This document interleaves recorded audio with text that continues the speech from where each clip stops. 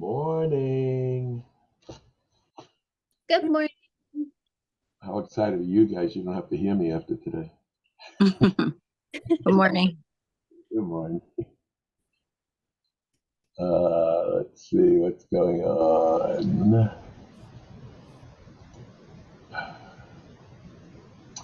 I've been working.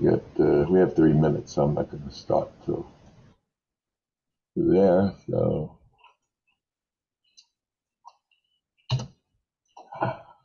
mm-mm.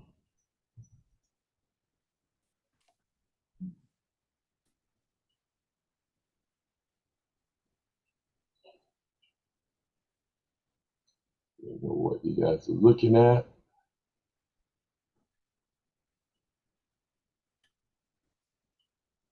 The restaurant's homepage. Yeah, so I started building it this morning. And I still got an error up there I gotta fix.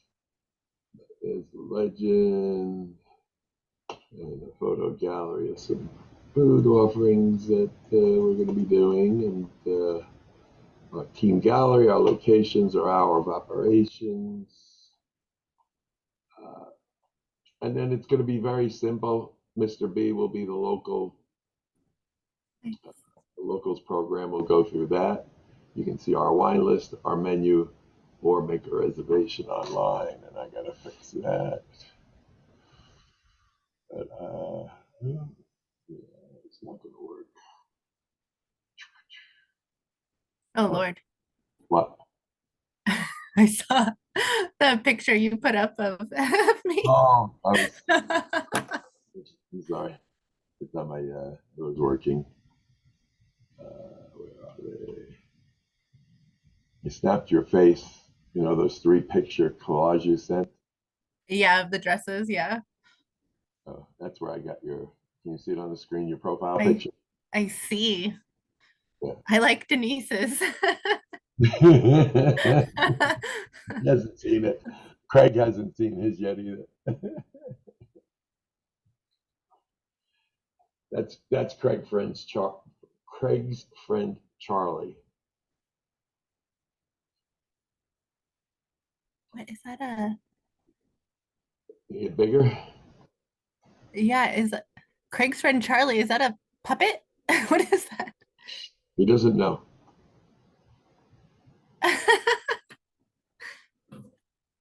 You got to see his girlfriend Hazel. Oh, Lord.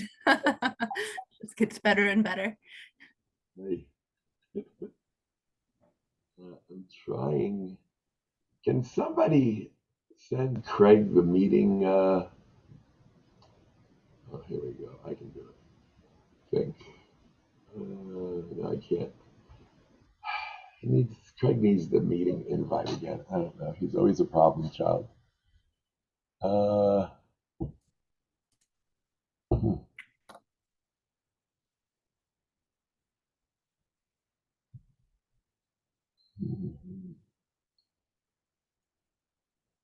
Yeah, I don't know. I can't help Craig.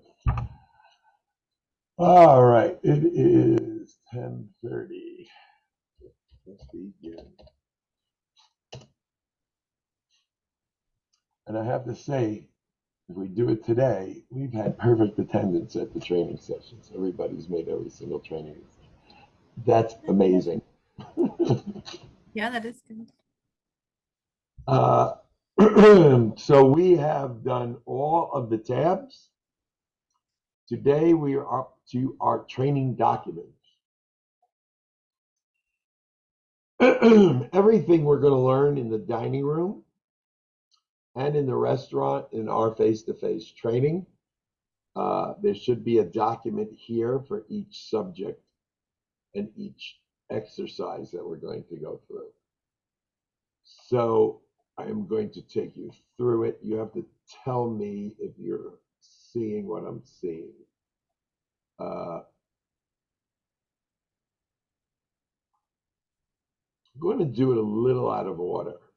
We're going to do dining room service topics. Can you see my screen, or do I have to readjust? I don't. Can't see anything. not sharing anything. Okay.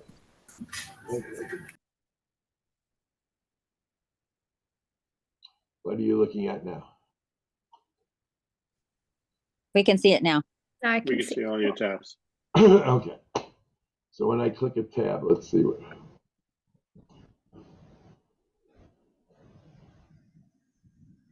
what do you see now? Clearing and crumbing the tables. Okay, good. So it's working. So here's our first dining room topic.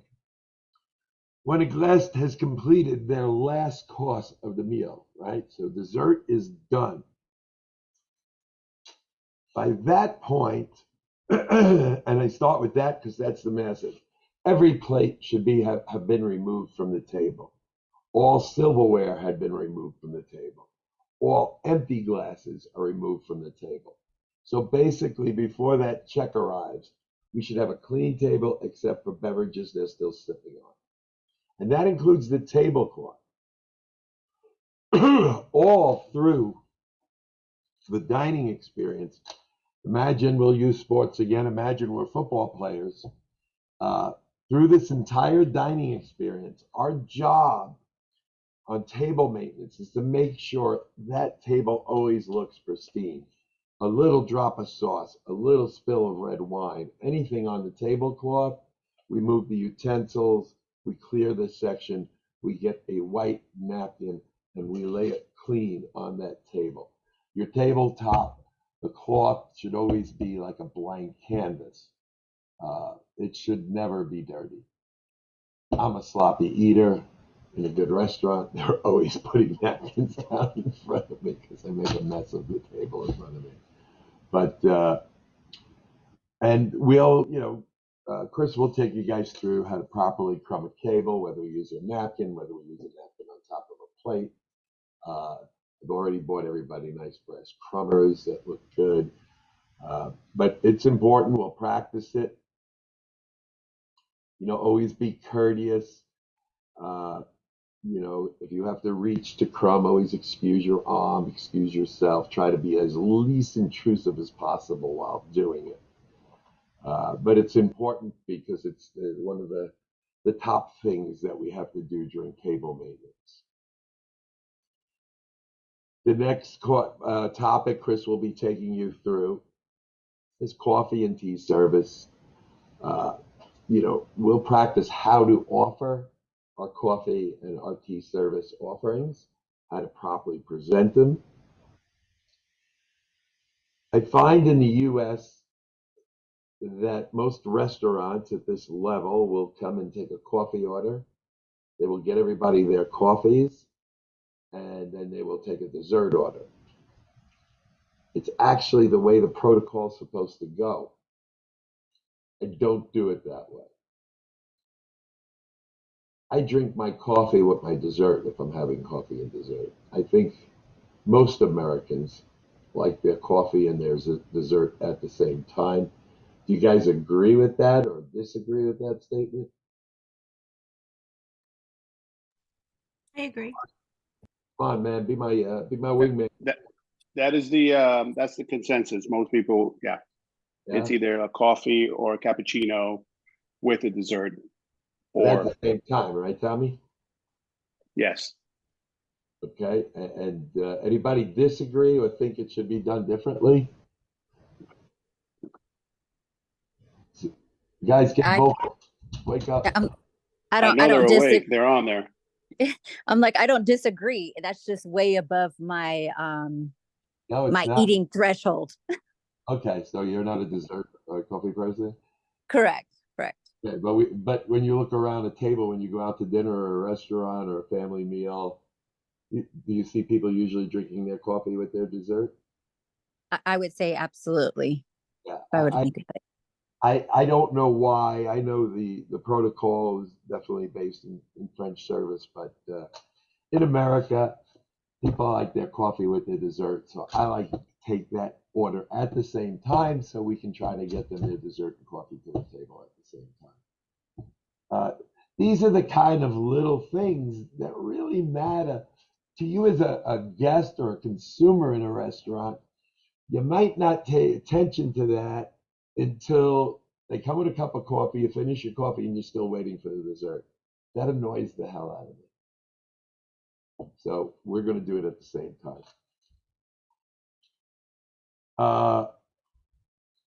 Chris will go through proper way to carry a coffee saucer with a cup, proper way to pour at the table. Normally we use a napkin to shield any splashing as we pour over. Is my camera on, guys? No, your camera's not on. It just has your name. Oh, I'm talking with my hands, and I didn't know if anybody could see it. Okay.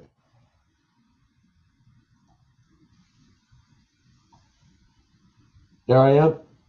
Yep, there you are. Okay. So normally we use a napkin in one hand to shield any splashing of the guests. We do the same thing when we're pouring wine.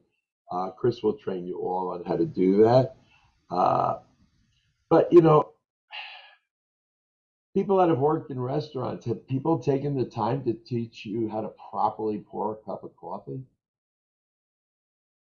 I find like all these little minor details of service are, just becoming overlooked in our industry these days. And it's a shame because there is a proper way to pour a glass of water. There's a proper way to pour a glass of wine. There's a proper way to pour anything, and like I say, these are the intangibles that are going to make people sit up and look at you guys and go, they know what they're doing, and it's really more rewarding. Our East Coast director of operations, who's a very knowledgeable guy from France and our other company, Charles, he came out to Las Vegas, and I think he was very surprised at the level of service he got at our restaurant in Las Vegas. New Yorkers tend to think that they're the only ones that can do things right in life. I'm an ex-New Yorker, I know. We have a problem, but Orian's smiling. But it's these are all the little tipping things. Where is the proper place to place the creamer and the sugars on the table?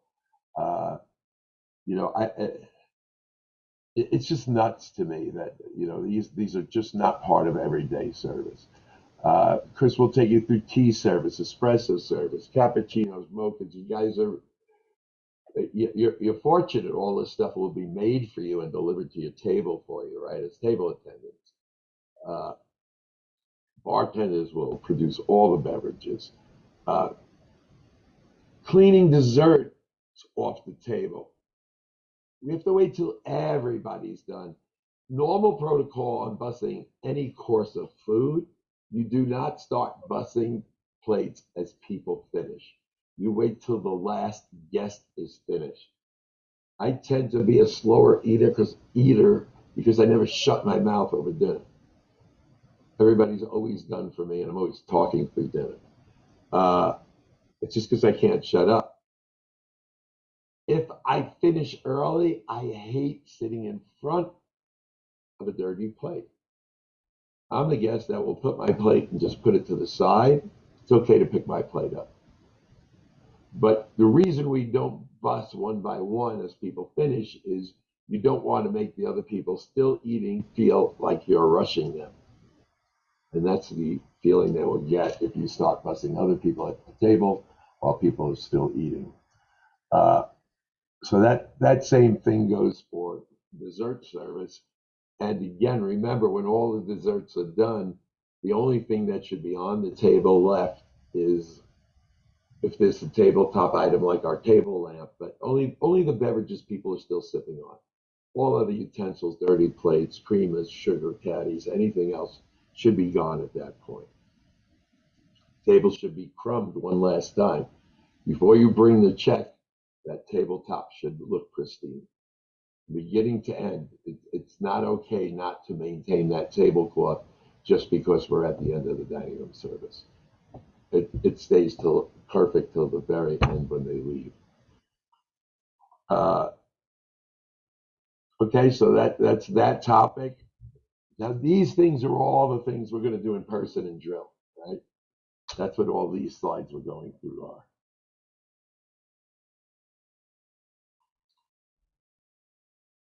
Oh boy, steps of service.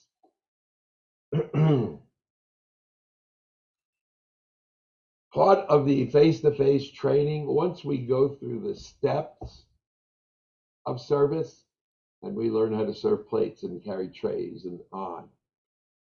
Is it too small, Vanessa? Yeah, I'm also blind. So this chart begins where the dining experience begins, right? The dining experience begins when a customer calls or goes online to make a reservation. Right? Step 2 is greeting them. Step 3 is seating them. Step 4 is taking the drink order. 5 is the wine list presentation. Then we should do water, bread, and butter service, right? Menus presented. We're going to change that. We're going to present the menu when we seat them in our restaurant.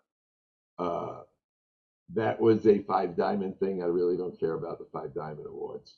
I like the menu when I sit down. The one thing I know in a restaurant, people hate not being attended to. If we seat them and we give them the menu, they can start, looking at what they're going to eat tonight, and get that bread and water service done first. So we're gonna kind of change this up a little, but we're going to talk about it before we do ours. This will probably be after the first week of one-on-one training, and we'll all sit down. We'll take this list and we'll create our own list specifically for Maydailies, right? So this was one restaurant we were running. There's also how many minutes it should, during the experience that this should happen, right? They got to be seated instantly, greeted instantly. Within that first minute we sit them down, we want to make sure we're doing bread and water service. Here would be drink taken, right? 2 minutes later, maybe, or 1 minute later, we want to have the drink order taken. We're going to discuss that as a group. We're going to mold our dining experience specifically for what we think is right. And that's why, we'll spend the first week going through all the mechanics. Then when you guys all really understand each of these steps, then we're going to decide as a group what we think is right or wrong. Just like we just had the conversation about should we serve dessert and coffee at the same time, right? These are all decisions we need to make to create the best dining experience we think is possible. Not that Richard thinks is possible, not that Tommy or Craig or Chris. The whole group. We want input. We may take your idea, we may not. If we don't take an idea, don't be insulted. Just know that you were heard, right? That's the best we can offer people in life. We hear you. Eventually management will make a decision, but we want your input, right? So this takes us all through a typical dining experience. All of the items are here. You've heard Chris or Chef Thomas talk about amuse-bouche. Does everybody know what that is? No, Tommy, come on. I know you know all this stuff. Angelina. I don't recall what that is. Okay. Trina. No idea, sir. I'm sorry. Sorry, Vanessa. Nope, sorry. I don't expect you guys to know all this stuff, all right? I'm just trying to see if it's so the Muse Boost is an offering from the chef. We don't charge it for it. Usually it's something to get your palate started for what's about to come. It's usually hors d'oeuvre or a little bigger size than an hors d'oeuvre on a plate. It's just a taste treat at the beginning of the meal to kind of light up your mouth, get it working, and say you're in for some really great food, right? It's a gift to start the meal from the chef. We're not going to do amuse-bouche every day during services. We'll add amuse-bouche on holidays and things like that. We are not going to be a restaurant that here's our Thanksgiving menu, here's our New Year's Eve menu, we will use our same menu every day of the year. If it's Thanksgiving, the special that day will be the turkey dinner for Thanksgiving. But our guests, it's very disappointing. I don't like holiday menus. You're going to gouge your guests on one day. They come to our restaurant as steady customers because they love a restaurant's menu and food offerings. And then on these special days of the year, the restaurants take all that away from them and say you only have 3 things you can order from. And I just never got it. So the special menu on holidays will be the special of the day, right? Maybe on New Year's Eve we'll do a special with surf and turf and some kind of salad and maybe it's a tasting menu on New Year's Eve that's offered, right? But we still have our regular menu. We're always going to offer our guests our regular menu because I always want to show people who we are and what we normally do. We bring a guest through on Easter Sunday, Father's Day, Mother's Day, any of the big holidays that people tend to go out to eat, they don't know what we do. They only know what we do for a holiday, right? And a lot of times on those days, these are new customers that you have never seen before. So why we should be exposing them to how great we are and how wonderful our menu is at all times. And that's just my feelings. And because I focus on locals, I'm a local, you guys are locals. I don't like to be gouged, And so anyway, that's our philosophy with that. This, like I said, I believe, there's 36 steps of service. I don't know if ours will be 34, 38, but second week we'll go through this and we will then, because you guys, I believe, will be at a level of knowledge to have serious input to what our dining experience should be. And we'll do it as a group. Sound good? Yes. Yep. Sounds Okay. great. Yeah, it's kind of exciting. Trina, it's one of my favorite things to do is, okay, what's this going to be, guys? We can tell it definitely comes through in your presentation. You know what I mean? Yeah, it's exciting. It's like creating something brand new, So flatware, we saw in the videos presentation, I think I stopped and paused and pointed it out. But, the center of an item is the only proper place to pick up a piece of flatware. I don't want your hand in my mouth, and I don't want to smudge the handle that our daytime staff spent, time polishing, so you guys don't have to do side work, right? So let them be proud of their work too, and we'll respect everything.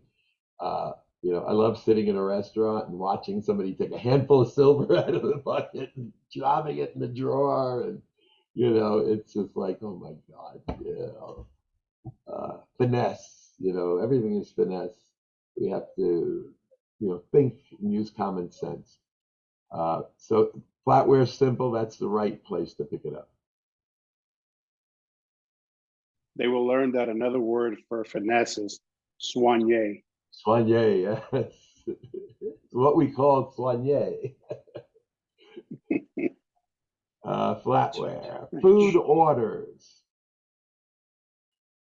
And, this, like I say, this is a public website. It's open to the public. You guys need to brush up on things. It's richardfeminel.com. You just go right there. You have it all. You can go to a document if you don't remember something and look at it.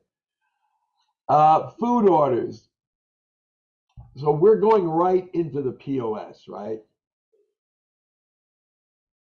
What we try to write as little as possible, and we'll train you how to punch in we don't use force modifiers on food. We will train everybody on how to type in a modifier quickly. I'll just give you a little idea.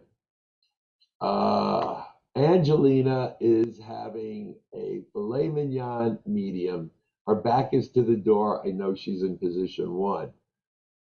Trina is sitting next to her, and she's having a filet mignon medium rare. And Orion is the third guy, and he wants a filet mignon medium rare and sauce on the side. We don't put sauce on steaks, but let's just say the sauce on the side on as well. So when I take the first order, Angelina's a woman. She's in position 1. I mark women. She's medium rare. That will be our default temperature. So if somebody's having a steak medium rare, we don't have to put a temperature on it. because if there's no temperature on the modifier, the chef automatically knows it's medium rare. So I would hit filet mignon modifier. I would put 1L and nothing else. The chef knows that the person sitting in position 1, they know it's a lady. We don't mark men, we only mark ladies, right? And there's no temperature, so he knows it's a medium rare. So he'll just be looking at 1L. That's all. That's all you have to type instead of looking for all different modifiers, right? Filet mignon modifier 1L. I took her order. Ariane was my second position. Who was the second? Trina. Trina had a medium steak. She's in position 2. Filet mignon 2LM. So now I know the person sitting in the second seat is a woman and she wants her steak medium. And Ariane is the third person and he's a man, so I don't mark men. He ordered medium rare. I don't mark medium rare, but he wants sauce on the side.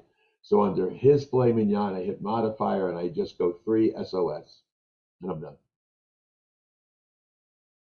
So it's typing them in is simpler, but we're all going to learn to type that modifier the same exact way.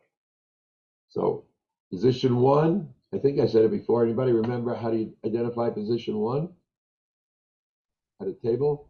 Is it whoever's Back facing to- back to the door? Whoever's back, closest to the door becomes position 1, and then you just go clockwise around the table.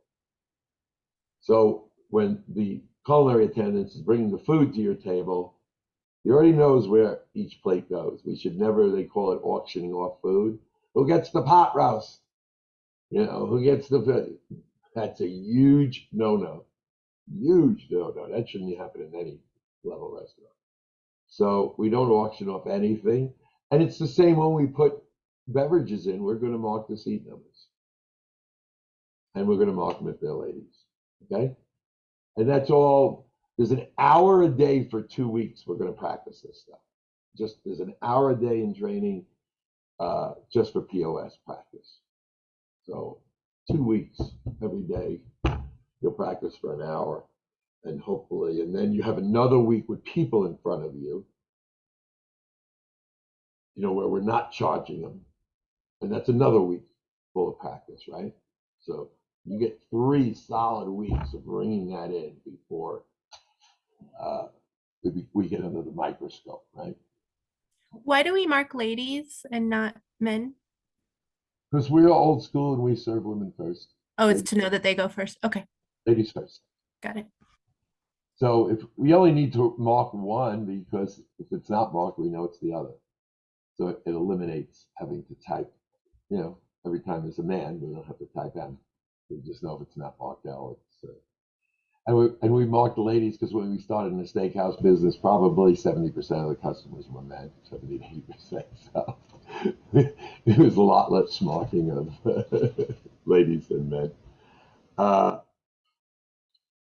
So, this also goes food allergies, which we talked about, making sure that, we identify that first and foremost to keep our customers safe. Try to collect as much allergy information, find out. Now, one of the things you gotta do when you learn things about our guests, when they make a reservation, our reservation system creates a customer profile. The more information we can put in a customer's profile, the better and better and better we can serve each other. So, when I talk about how do you, keep surpassing their expectation, right? Because you came in, we gave you an incredible experience, we surpassed your expectation. Are we done? No, we just raised the bar. The next time they come in, we got to figure out how to bring them to a new height. And the next time they come in, we got to figure out how to bring them to a new height. Consistency is a part of that, right? Because that blows people away. But that customer profile, once somebody comes in 3 or 4 times and they always order a Manhattan, right? How cool it would be is, I have a business thing and, Mr. Feminella, can I get you a Manhattan this evening? I said, oh, that'd be lovely, right? You already know that's what I'm going to order. but you just made me look kind of cool in front of the guy I'm doing business with, right? I went to at a business meeting. I called Chef Thomas like 2 months ago, and I went to T-Bones where he's the chef of, you know. He made me look like a rock star. The meeting went so well. Business meetings, I worked with a girl in the 80s, Linda. Mr. Goldstein was the senior vice president of Goldman Sachs. We worked in Wall Street. He ate lunch 5 days a week. At the restaurant, Linda was the only person that was allowed to serve him. If his check was $400, she got a $400 tip. If his check was $300, she got a tip. This is 5 days a week. Linda made a ton of money. Every year, he paid for her and her son to go back to Bora Bora, where she's from, to visit her family for a week for the holidays. The gossip mill in the restaurant that Linda was having an affair with Mr. Goldman.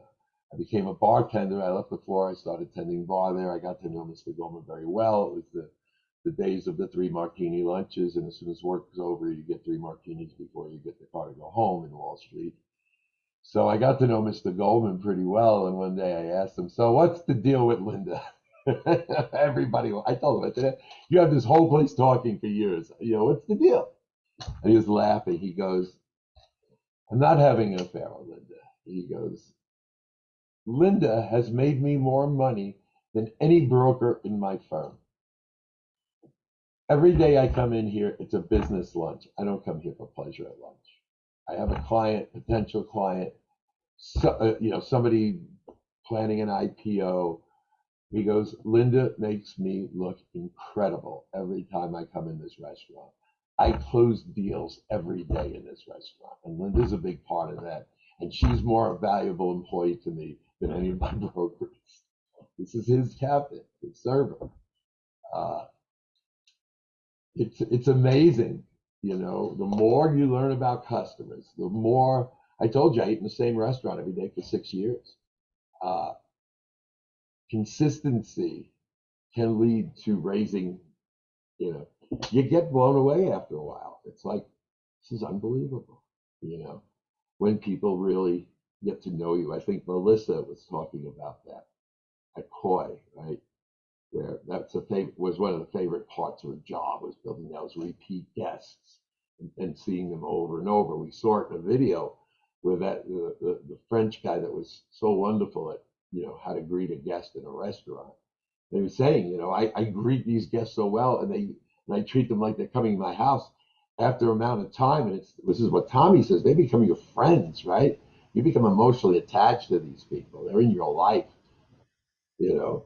If I look at my array of friends, I either worked with them or they were a customer. Almost 90% of all my friends came through the industry, right? I call Steve Weisel one of my best friends. You guys will meet him. He'll be doing our marketing. He's a TV producer from LA, and I met Steve because I was mad, but the president of Mandalay wanted me to give these young TV executives a tour of the new Mandalay Bay property.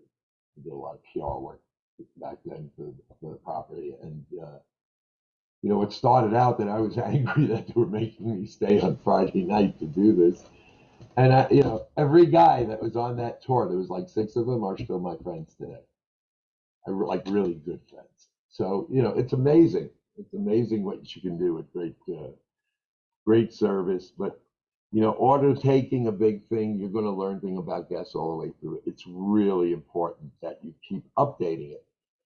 Trina might wind up with a guest that every time they come in, they ask for her. Trina's not going to work 7 days a week, right? So the odds are her steady customers might wind up there someday when she's not working. How wonderful would it be if somebody took over Trina's steady customer that day and knew everything about them? You know what that's going to reflect back on Trina? Like, she doesn't only take care of me when I'm here. Trina takes care of me when I'm not here. That's amazing, right? And so, you know, that's who we got to be. And that reservation system and giving constant feedback to the managers that are at the front door at the end of shifts when people leave and stuff, and getting their data so we can send them. you know, somebody could write them a handwritten thank you card when they come in. That goes, it's like a wildfire. It just grows exponentially. The next thing you know, you can't get in the restaurant for months. And that's who we want to be. I want to see this restaurant 2 months for a reservation. That's my goal. Because then you know, it's our first restaurant, Oriel, New York, with our other company, 2 to 3 months for a reservation. Till today, Buzzy O'Keefe's almost 90 years old. He's a restaurateur that I admire, I worked for. You go to his River Cafe, you better make your reservation 2 months out. It takes you at least 2 months to get into that restaurant. These are great restaurants. Alina in Chicago, French Laundry in Napa Valley, Thomas Keller. I mean, the greatest restaurants in the country takes months to get a reservation. Sometimes, if you don't know someone, you're never going to get a reservation. You know, that's amazing. That's a height that we have to strive for. That, you know, as much as you hate to turn some away, you know, I'm very sorry, but we're booked till the end of July. How cool would that be if we were telling people that? Because the more we would say that, the more they're going to try to get in.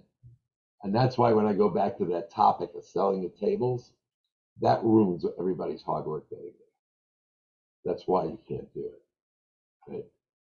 Because if people have to wait to get into restaurants, that's a reputation you want.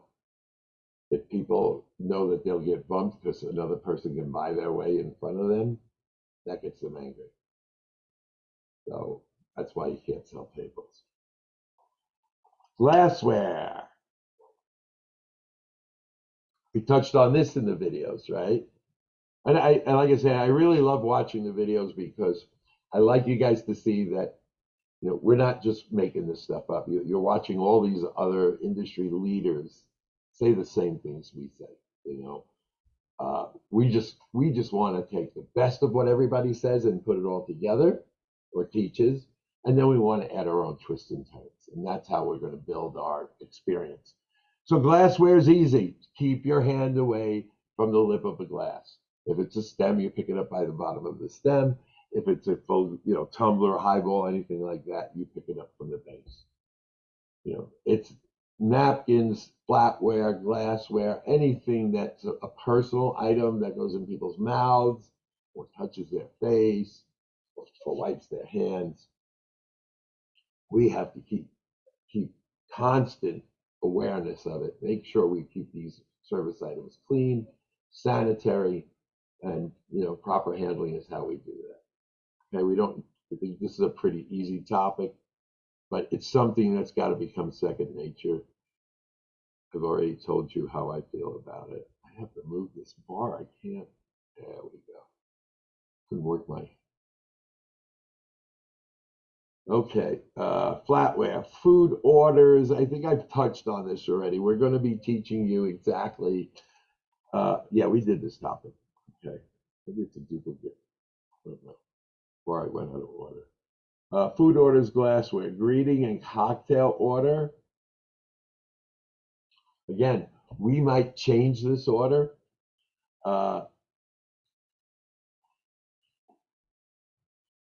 I think this is a discussion for us. You know, usually when a server approaches a table or a table attendant, as we have, you know, they take your cocktail order right away, right?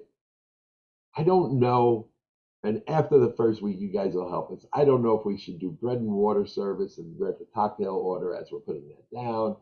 I'm not quite sure, but I want you guys kind of to get a little bit of lay of the land of the being in the restaurant.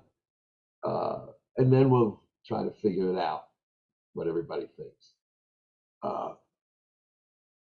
Usually, just like we mark to deliver food ladies first, I like to take, you know, ladies first everything, ladies first with an order, right? So if we're taking cocktail orders, we usually go around the table, we take the ladies' orders, and then we start from, if the host is a man. It's another thing we're going to discuss. Do you serve your host first? Or do you serve a guest first? I know what I think. What do you guys think? I think the host, because don't they normally sometimes order for the table? I don't know. Who else? I don't know, Vanessa. I'll tell you my opinion. And then, like I say, once we get into the second week, we'll make decisions together. I will tell you I think that what Vanessa said. I've read many places that, go to the host first. Right? yeah, Not I saying say the that, host should go last. okay? Why is that? It's my opinion. Okay? Angelina? I think that the host should go first. Trina? I think that the women should be served first, but the host, you look to the host for the final okay that the bottle of wine is good, or I don't know. You have I a kind of point. still No, think no, no, women. no. Listen, you just brought up a valid point. Yeah. Stay with it. With you. Arian. Orion. Orion, I'm sorry. I'll You're get it. fine. Just call me O. Mr. Marks. Oh, I like to pronounce that. I'm from Brooklyn. We mess everything up over there. It's all good, all good. We slaughter the English language. It's all good. I think the host should go last. Because he's trying to make sure that his guest that he brought is taken care of. So that's why I think the host should go last. Okay. If you're serving a mafia don, this I know, you have to, and you have to do him first. It's the truth. I'm of the mindset, to Trina's point, you present the host with a wine list, right? Because like she's saying, the host needs to approve bottles of wine. Normally, you would try to shy away from guests ordering bottles of wine if they're not the host. So I would always present the wine list just to the host. If he wants to hand it off for one of his guests and he's okay with that, it's the host or he or she. That's their decision. Does that sound right, Trina? Kind of common sense? Because Trina brought up a great point. You got to be careful with the wine list. Absolutely. If Right? he wants to hand over the reins and give somebody else the say so, you look to him to make that decision, or her. Agreed. And again, no final decisions on this meeting, but these are points I agree with. And that's why I stop at go with your guts, guys. So when something tells you, like Trina just did, she gave her gut reaction and then she was going to go a little different. No, stay there. Just gut reactions usually are the best, I throw a lot of dinner parties in my life for other people, for myself, for my friends. I never want to be served before my guests. If I'm hosting a dinner party, I'm with Tommy. You take care of my guests. I am last on the list. We'll look it up. I'm sure there's etiquette books that will give us some insight. But it's a decision we're going to have to make when we do our steps of service in the second week. But I want you guys to start thinking about things like this, right? Because these are the kind of things, I don't know what the final answer is going to be. Not until we all, these are going to be part of the training sessions when we go, all right, how are we going to do this? How are we going to do this? I don't care how every other restaurant does it. How are we going to do it? Right? We're going to decide that. We're going to make the rules. That's the nice part of this being in a startup position, right? We get to write the playbook now. So it's kind of fun. Or I'm a geek. It's one but I enjoy it. So, again, Chris is going to take out, the appropriate way to present the cocktail list. We do have a separate cocktail list. It's a half of an 8.5 by 11. So the food and wine menus are full 8.5 by 11 sheets, and the cocktail and dessert menus are half that size. So this side will have our cocktail listings. This side features Frey Ranch, the story of Frey Ranch whiskey, which is our whiskey partner. And then we also partnering with Stillhouse Moonshine to kind of tie into our theming. One, two, we will be selling the 6 different moonshines in it's really that's on the menu for tourists. You get your shot of moonshine in a May Dailies period correct shot glass, and you keep the shot glass if you buy the. So it's a tourist takeaway cocktail. So $5 cost us for the shot glasses. They're pretty damn nice. It's all the money for a shot glass. But it'll all be included in the price of the moonshine. So you order the moonshine. I think it's going to be more of a bar item than anything else, but it's nice to have a takeaway for tourists. Serving beverages, there's garnishes, everything. So the rest of this will all be in our training, but who to serve and what order and that kind of thing, we have a way to go. Handling linens, we've talked about during the videos. We've heard other people talking about it. This whole PDF will just reinforce the idea of using the back of the hands, touching only the edges of napkins when you fold them. Proper ways to handle linen. These documents are just backups for you. If you're thinking about something you're not sure, you can go to the website. You can just look at a specific step of service. This will all tie into the steps of service. Marking the table. Anybody remember? Not people that worked in our restaurants, but anybody remember what marking the table is? Getting the table ready for whatever's coming out next. So if it's a steak, then you have to lay down the steak knives so that when it comes, they have the utensils in order to start eating. They ordered a bottle of wine on your table, you need a wine coaster on the table. Yep. Most people do not. We will serve our wines at the appropriate temperatures. Most people do not want wines in wine buckets. There will be 4 wine buckets and some tabletop wine buckets in-house. Very rarely see a wine bucket in a restaurant anymore. America has, we knew nothing about wine in this country when I started in this industry. Almost no one served an American wine anywhere when I started in the 70s. American wines didn't start getting noticed till the 80s and didn't become commonplace until the 90s and early 2000s. So it's a new industry in America. Everything was European mostly prior to that. But, we need to know, if you take an order for a bottle of wine, you need to put a serviette on the table, a wine coaster, right? So that if you're going to open the wine or if Chris is going to open the wine, after it's served, it needs a coaster underneath it to be placed on the table. So nice silver coasters under a bottle of wine.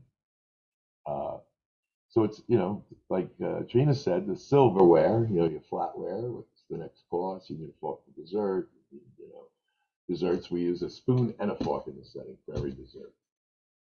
We like to mark, and this will be in our steps of service, we like to mark everybody for dessert before we take the order. It helps sell more desserts.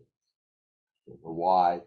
If you ask if they're going to have dessert and then you wait to mark it, most of the time people don't order dessert. If you mark the table for dessert and then come with, and present the dessert and coffee menu, you have a better shot at somebody ordering desserts. They're already marked everything. It's kind of keeping them in that pattern, right? We set the pace of the dining experience, so we want to keep that going. But again, all this stuff is what in-person training is about. Cocktail marking table. Plateware. Biggest thing to remember about plateware. You will see our culinary attendants and chefs take a steamy or hot cloth that will be rolled very neatly, and they will polish the edge of every plate before it goes to a table. You guys won't be delivering food. but there might come a day where somebody asks you, we need help, we're backed up or something, can you please take this food over to what? So this is Gilma, who I worked with for many years' hand. And you see where her thumb is? Can you guys see this picture? You see how her thumb is sticking out away from the plate? Yes. So you can pick up a plate using this part of your hand right under your thumb. And you can take the plate and go like this without using your fingers and you won't drop it. So, we will practice carrying plates without using our fingers. I'm looking at my hands, they're so messed up, I don't know if I can do it anymore. But you can't put your fingers, because it'll leave a fingerprint. And after we have this beautiful food, and these guys work so hard to make the food, and they polish the plate and everything, we don't want to mess it up. So that's really the only thing you really need to know about handling plateware. Marking table plateware, presenting specials. It's pretty easy. We always used to say there's 5 things to presenting the daily special, but in the steakhouse world, everything's a la carte. So 2 of those items was the starch and the vegetable, but that's for a composed plate. So it's really what's the main dish? Usually it's the protein, right? So this evening we're featuring a beautiful, natural, organic, flat iron steak from Spanish Ranch in northern Nevada. The chef, this is a pan fried steak in a beautiful béarnaise sauce or whatever, right? So those are the 3 items in a steakhouse. It's the protein, it's the cooking method, and if there's a sauce of some kind or garnishment that should be mentioned. In a restaurant like a French restaurant or something, you would then add, usually composed plates, so you would tell them what to starch. And the veggies on the plate that the chef picked, but our chefs don't pick vegetables and starches in steakhouses, people pick that. Right, so those side dishes are always separate. So pretty easy to remember, how to present the special that way, because I only got to remember 3 things about the dish. And then you got to do it with enthusiasm and tell them how scrumptious it is. And have a good odds of selling it. And Thomas and I yesterday had a long talk about specials and presentations and what we're going to do. So again, this is another topic in person that we'll be practicing. Logging in plateware, special presentations, presenting a cash check. Now this is going to be a little different because we're now EMB compliant. I don't think, I did. Look at me. I did update this one. The biggest thing to remember, and maybe this has happened to you guys, there's 2 different checks at the end of the meal. There's the guest check, and there's the credit card slip. If you come to my table anywhere, I don't care if it's McDonald's, and I'm just getting the credit card thing to sign, and I don't see the check, I ask for it. It's important that guests see their itemized checks or can get a copy of it.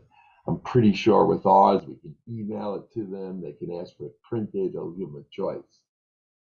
Why is it so important to me that I see the itemized check as a customer? So you can see what you should charge for it. Say that again?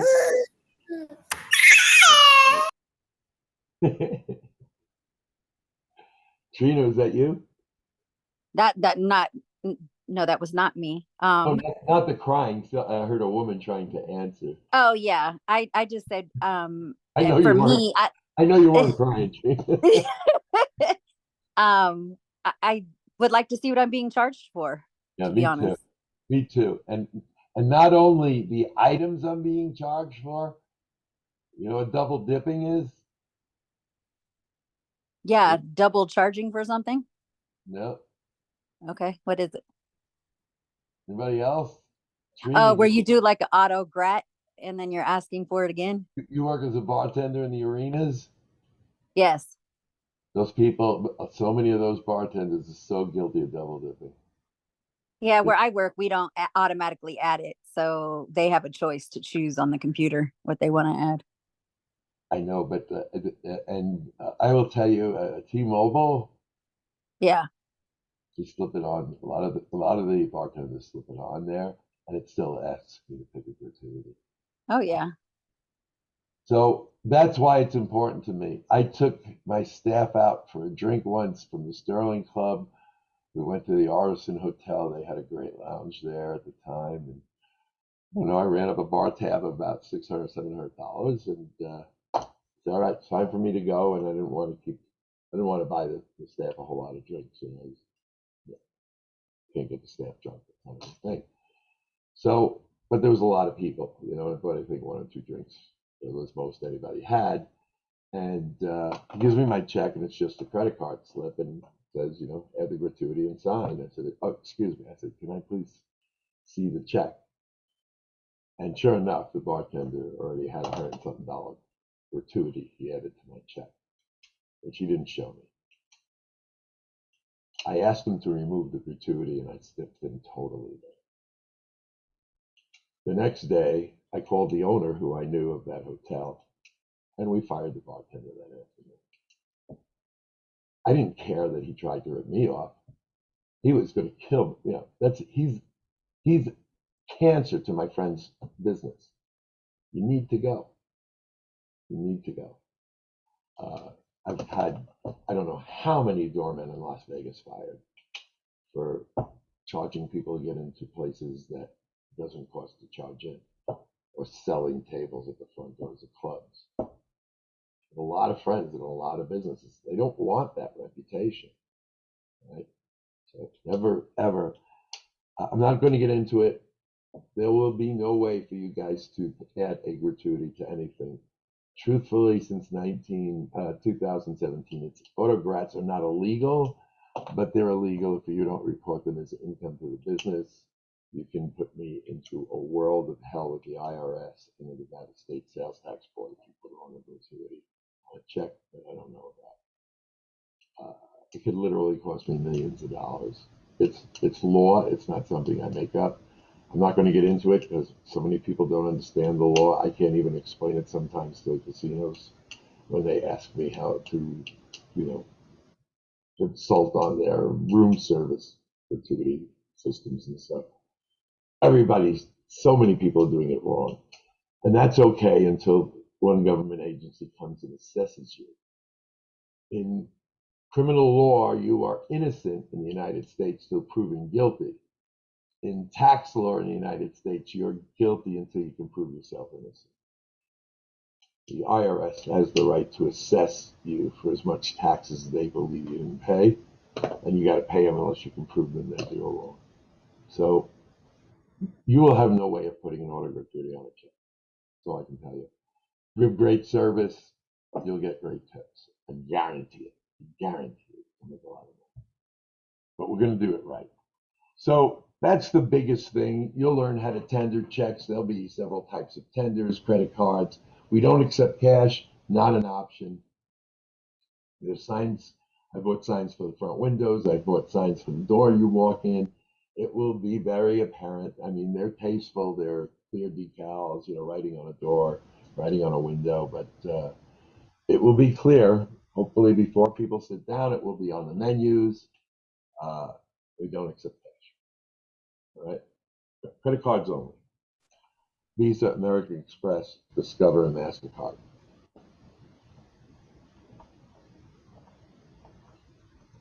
The rest of it, we will do face to face. Any questions on those items?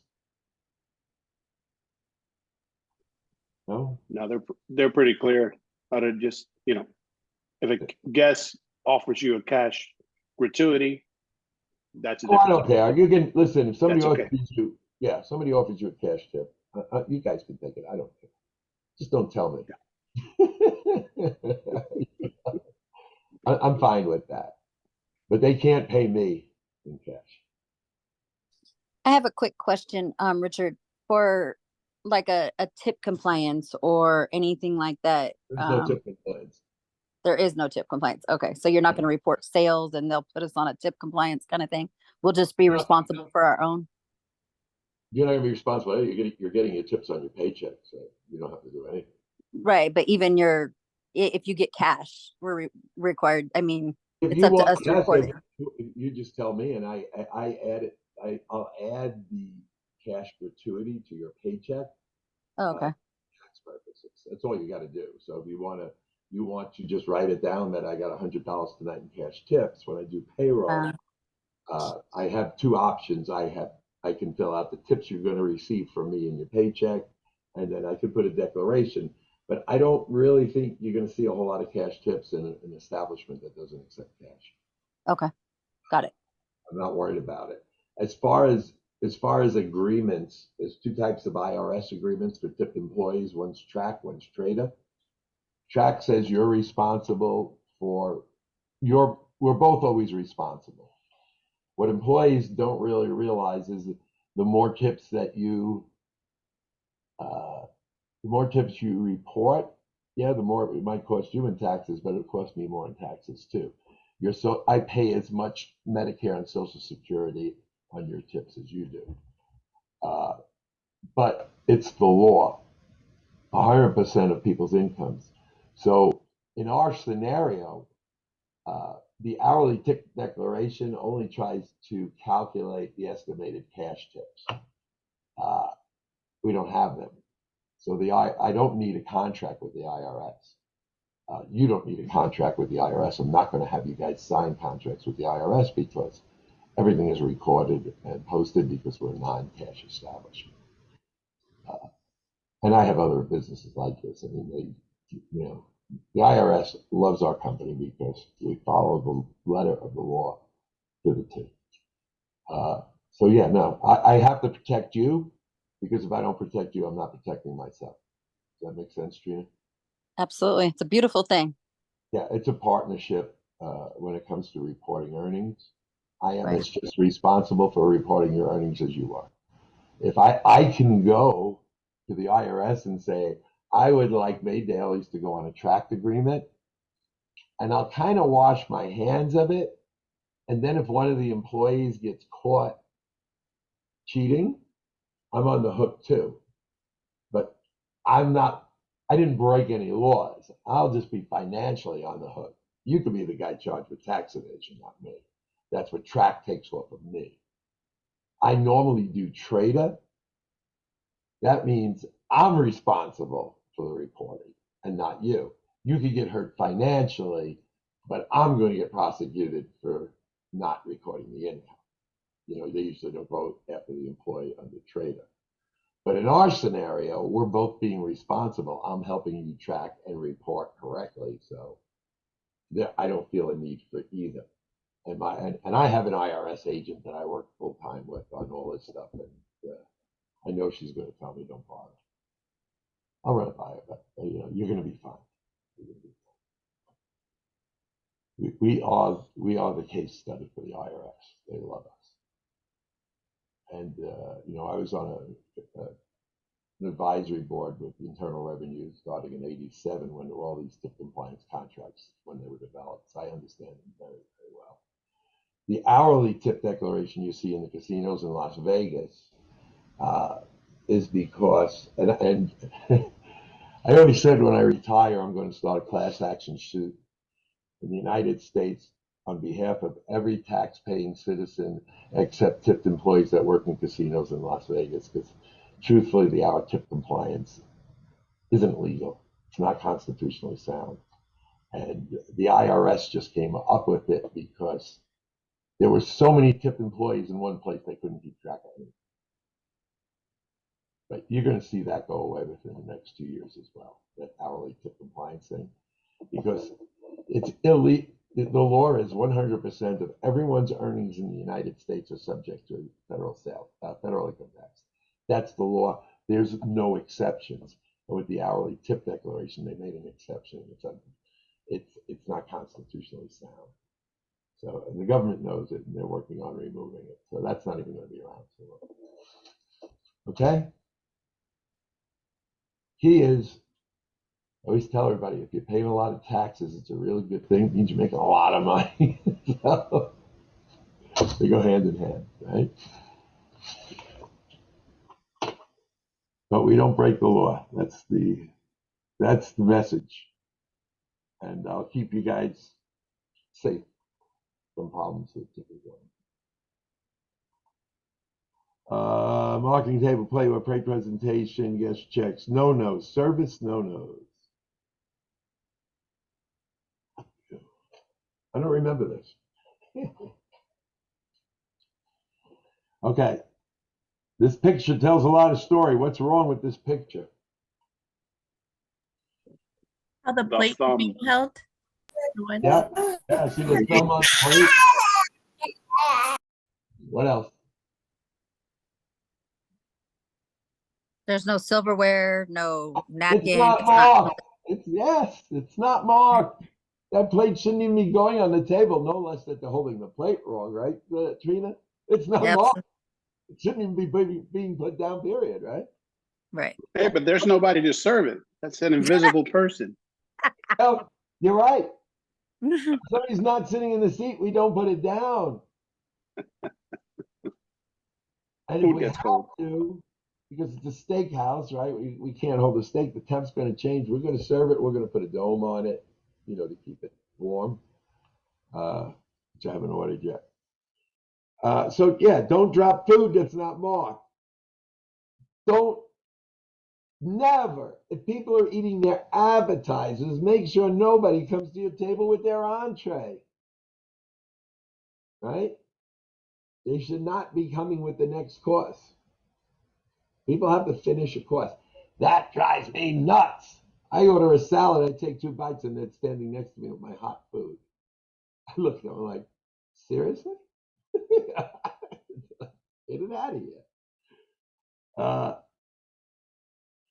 You can't place food on a side station or something, that comes out because they're not finished with their course. It's got to go back to the kitchen. We might have to make a whole nother meal. We might be able to hold it and keep it warm. Steakhouse, not so much.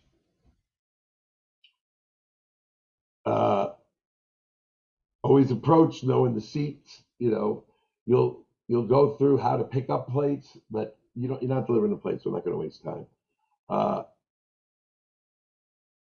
Never tell a guest, sorry, this is not my station. If they ask you for something, any guest in the restaurant is all of our guests, right? Whether they're in our station or not. Somebody asks us for something, we do it. Never whine to a guest. Yeah, I'm having a lousy day. They don't care. They might be acting like they're showing you empathy. They don't care. They're there for you to be on point and happy and making them happy. Not smiling in the restaurant is not acceptable. Every one of you I hired, I know you guys know how to smile. You did it at the interview. So better do it for our guests. You all have wonderful smiles. Part of why I hired you. Never argue with a guest. If a guest gets, confronting you, get a manager. I don't want you guys to have to deal with that. Because you're going to be serving them the rest of the night. What if the guest is unhappy at the beginning and getting a little nasty? You get the manager, right? Because you don't want to have a confrontation with a guest and then have to serve them the rest of the night. Let us calm the situation down. Let us keep you intact with your customer. Okay, or engaged with your customer. Never argue with each other on the floor. When we're on the floor, we don't converse. We don't converse. I don't want to hear personal conversations in the dining room. We are there to work. Leave work, do what you want, converse with whoever you want. On the floor, we don't have conversations with each other. It's not acceptable. We're there to serve our guests. So those are the major shortlisted no-nos. There's a million of them, but those are the biggies that people do. How we talked about it, how we stand, how we hold ourselves, how we present ourselves. These are all super, super important. Vanessa, what do we serve with a tray? What do we carry on a tray? Quit reading. Drinks. Everything. Everything. Okay, everything. Everything. Happiness. Happiness. There you go. We carry everything on a tray. We handhold plates, right? But we don't stack them up our arms. You're not gonna 2, 3 plates maximum. Our culinary attendants will be coming out with at a time. We can put 1 plate here. We can put this forms a bridge. The second plate will sit nicely without the bottom of the plate stopping the front one, and I can hold one in my other hand. That's the max we ever do. And the beverage attendants, the culinary attendants, they'll be taught how to pick things up in order. So if L3 and 1 and 2, my first lady's 3, right? So 3 is going to be positioned here in my head, 1 and then 2. So I'm going to take 2 as the first plate because it's the last plate I'm going to serve. I'm going to take. I'm sorry, 3 will be the. What did I say was the man? 2. So if it's 2, the next seat is going to be 1. So 3 is going to go in the bottom, 1's going to go here, and 2's here because this is the lady. I come out. I'm going to have. It's been a long time since I served tables. I'm going to place the lady in 2. I'm going to start moving around the table clockwise because the other 2 are men. So 1 is here, who's clockwise to 2. There's my 1, and then my last plate is 3.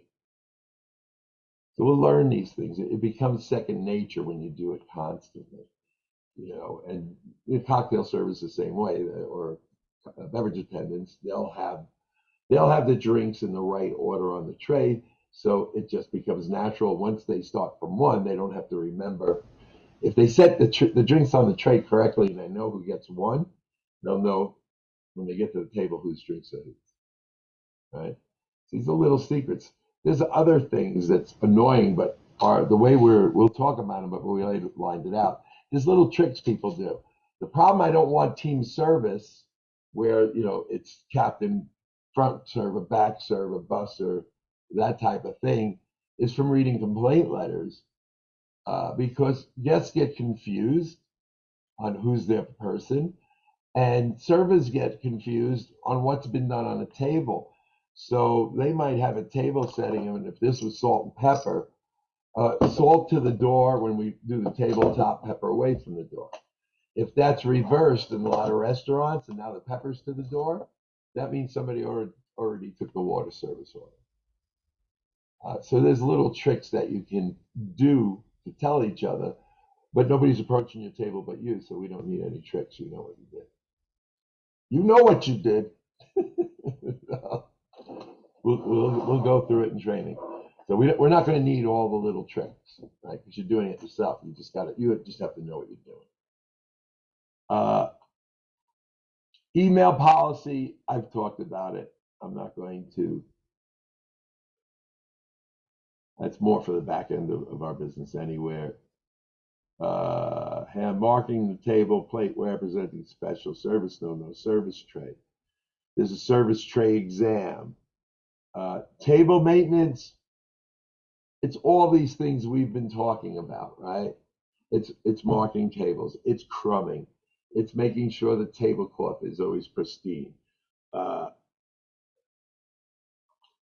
Constantly checking on your table, right? We don't want to shove things down. I hate going in a restaurant and they just keep cracking bottles of water at my table because some of my guests ordered bottled water and they think it's fine to just keep adding $10 to my check or $15 to my check for water. And it's 4 people and I got $100 on my bill for water. You got an unhappy customer and you'll never see me again. You do that to me. Maybe I want constant water. I should be asked, would you like another bottle of water? Don't just certain things. Soft drinks, Coca-Cola, Pepsi, things like that. You just bring them, right? We're not charging for over and over for iced tea. We're not charging them for every soda we bring. They pay for a soda once. You can keep bringing them sodas, no problem. They pay for an iced tea once. Yeah, you refill it. That's fine. But anything that we're charging for over and over, we always have to ask.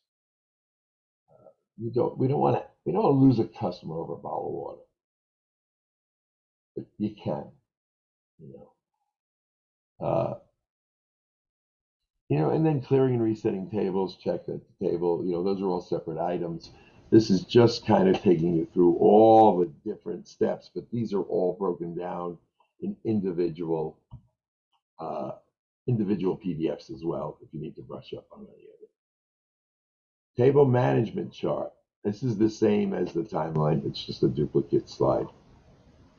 So those are my dining room service topics that I think are the most important things that we all need to do the same way. Consistency in food. We talked about consistency in service is no different, right? And that goes for, like I was saying, Trina has a steady guest. They become emotionally attached to her. They like her to serve them when they come in. She's not in. O takes over. It's like she was there.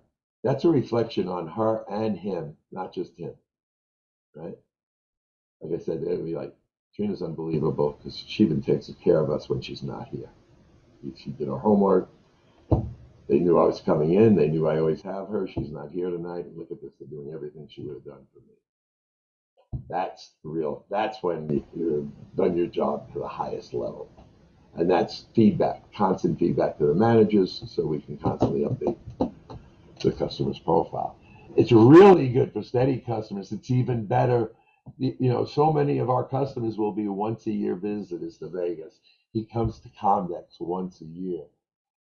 When you have a customer that comes once a year or once every 2 years, and he comes through the door and we know something about them, oh yeah, they're impressed.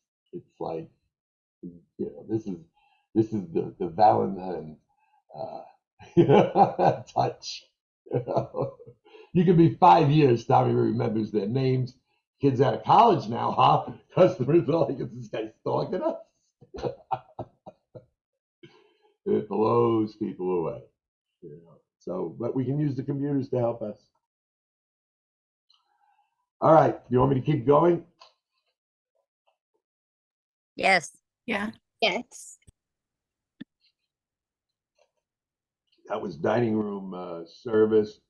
Let's go to beverage topics. Bar policy. You can't drink. Next policy. All items must be rung through the POS. Do not ask a bartender. I need another martini on 23. You're not getting it. You don't get it until it prints up. Okay? Nothing comes over the bar. Cannot comp anybody anything. Got to be rung up. There'll be people in the restaurant in Cobb. A steady customer. You think it'd be nice to buy an after round drink for them. Don't do it. Ask. We'll do it. But, don't ever, your friends come in, you want to do something nice for your friends, ask. Okay? I'm not going to say no. Just want to make sure. There's reasons for this. The chef, the kitchen manager, the beverage manager, Chris, these guys are responsible for everything we buy to sell. If things don't, even if if I'm going to give something away, it's going to run through the POS system and it's going to go on my account. Because I need to account for everything that goes out of the restaurant. So because I measure them by what they brought to what they sold. If it doesn't go in through the POS, it doesn't register sold. I'm going to think they're stealing. I'm going to know somebody's stealing. But I'm going to go to the guys that are responsible for the products, right? Don't do it to them. Just if you feel the need that it's appropriate to give a customer something, ask a manager. Let them do it for you. You can ring it in. They will discount the check, okay? Clear, everybody? It's pretty simple. Bartenders, they're going to ring in their drinks immediately. I can't have, Vanessa sits in front when I tend bar and she drinks all night long. And at the end of the night, I can't go to the register and drink in the 15 martinis Vanessa just drank. Can't do that. She orders a martini, I got to ring it in. She orders another martini, I got to ring it in. She orders another. If I see bartenders not ringing in drinks as they go, I have to assume they're stealing because they're breaking bar policy, right? So we buy things remember I said it's half manufacturing, half retail. We're a retail store. No different than the suit on the rack at Nordstrom's. If the suit goes out the door, it needs to be recorded, right? The sale needs to be recorded. We're the same exact thing. You know.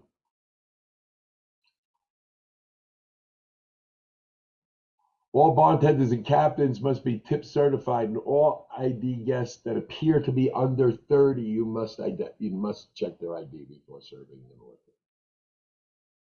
Don't assume. That's why I say under 30. Somebody looks 23, they could be 18. I was 14 years old. I had this beard that looked exactly the way I have it now. Drinking age was 18 in New York City, and nobody ever carded me. I was 6'4" at 14 years old, and I had this beard. I walked in, and I was 4 years prior to drinking age, but nobody ever carded me. I looked like I was 25 years old. That's why I say 30, because I know I got away with it forever.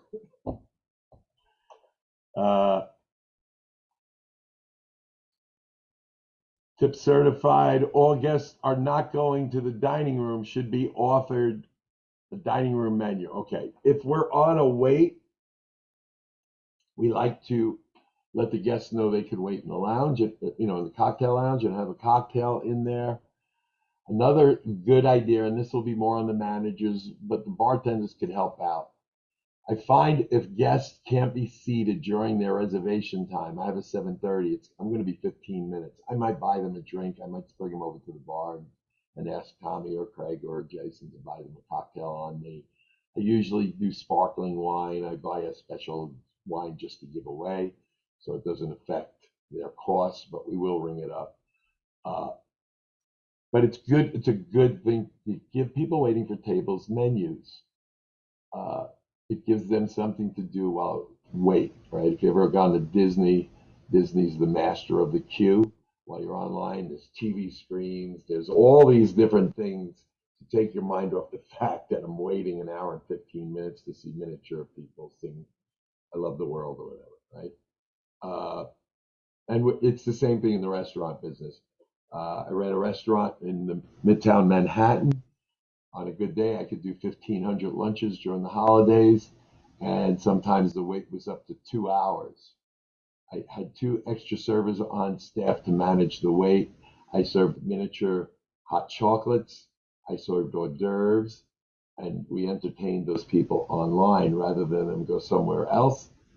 Everywhere else was crowded. Might not be a 2-hour wait, but they were going to say wait an hour or a half.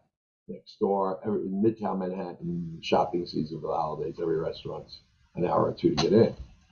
But my waits were always the longest because we used to take such good care of everybody while they were waiting. Did the same thing in the Four Seasons, New Year's Eve. Sometimes it gets backed up because it was so busy. Hotel doesn't take no for an answer on how many people are pushing through the restaurant. So everybody that was waiting for their tables was drinking champagne and drinking hors d'oeuvres on New Year's Eve if they waited. We set up seating areas outside in the lobby that they could relax, have a nice glass of champagne and hors d'oeuvre, read the menu. And it didn't get many complaints waiting for tables. When you treat people like that. All guests in the dining room should be offered the dining menu or lounge menu. When a guest is ready to pay a tab, an itemized check must be presented. We talked about that. Only bartenders can make drinks and pour glasses of wine. No other employee aside to the management, even the managers, should not be behind the bar. Only the bar staff. There's only 3 people in the restaurant that should ever be behind the bar. And me. all cash checks presented to bartenders from servers. You guys don't have to worry about that.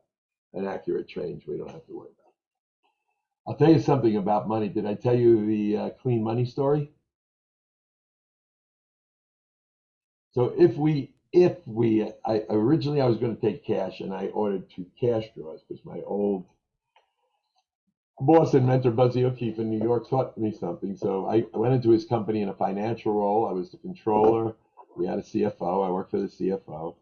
And the first day on the job, bags of money came up from the restaurant from the night before. And I told this kid, Mario, I said, Mario, do me a favor, sort the money, put, we'll keep the fives and the singles, and just deposit, and the tens, deposit the 20, we'll make a deposit up for the 20s and the hundreds. And my boss comes out of the office smiling, goes, you can't do that. His name was Richard too. I said, what are you talking about, Richard? He goes, Fuzzy has a theory. I said, okay, what's that? He said, would you put a dirty fork on my dining room table? I was like, no. He goes, then why would you put dirty money on my dining room table? So all change had to be brand new, clean bills from the bank. All cash drawers were two: money in, change out. Sale in, change out.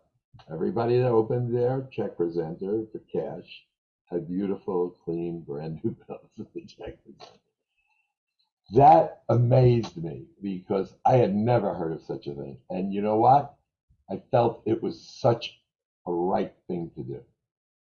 I wouldn't put a dirty fork on a table. Ever seen some money that gets recirculated? It's disgusting. Well, why is it okay to put that on my dining table? So that's a mindset. From that day forward, I started looking at everything in the dining room, not just the money thing. It's a great example of how detail-oriented this man is. He's still alive. He's almost 90 years old, running some of the best restaurants in New York City still. If he lived to 200, he'd be in business for the next 120 years. I mean, because he has that eye that I talked about, and that,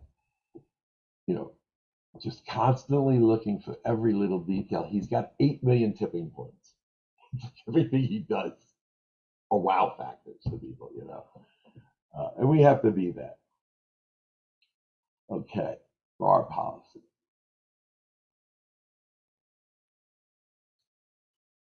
Beverage notes. I don't know if Chris is going to use this document.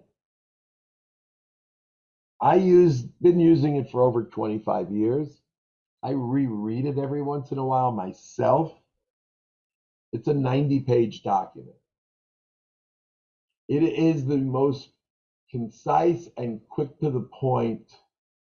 Wine, spirits, beers, cigars, everything.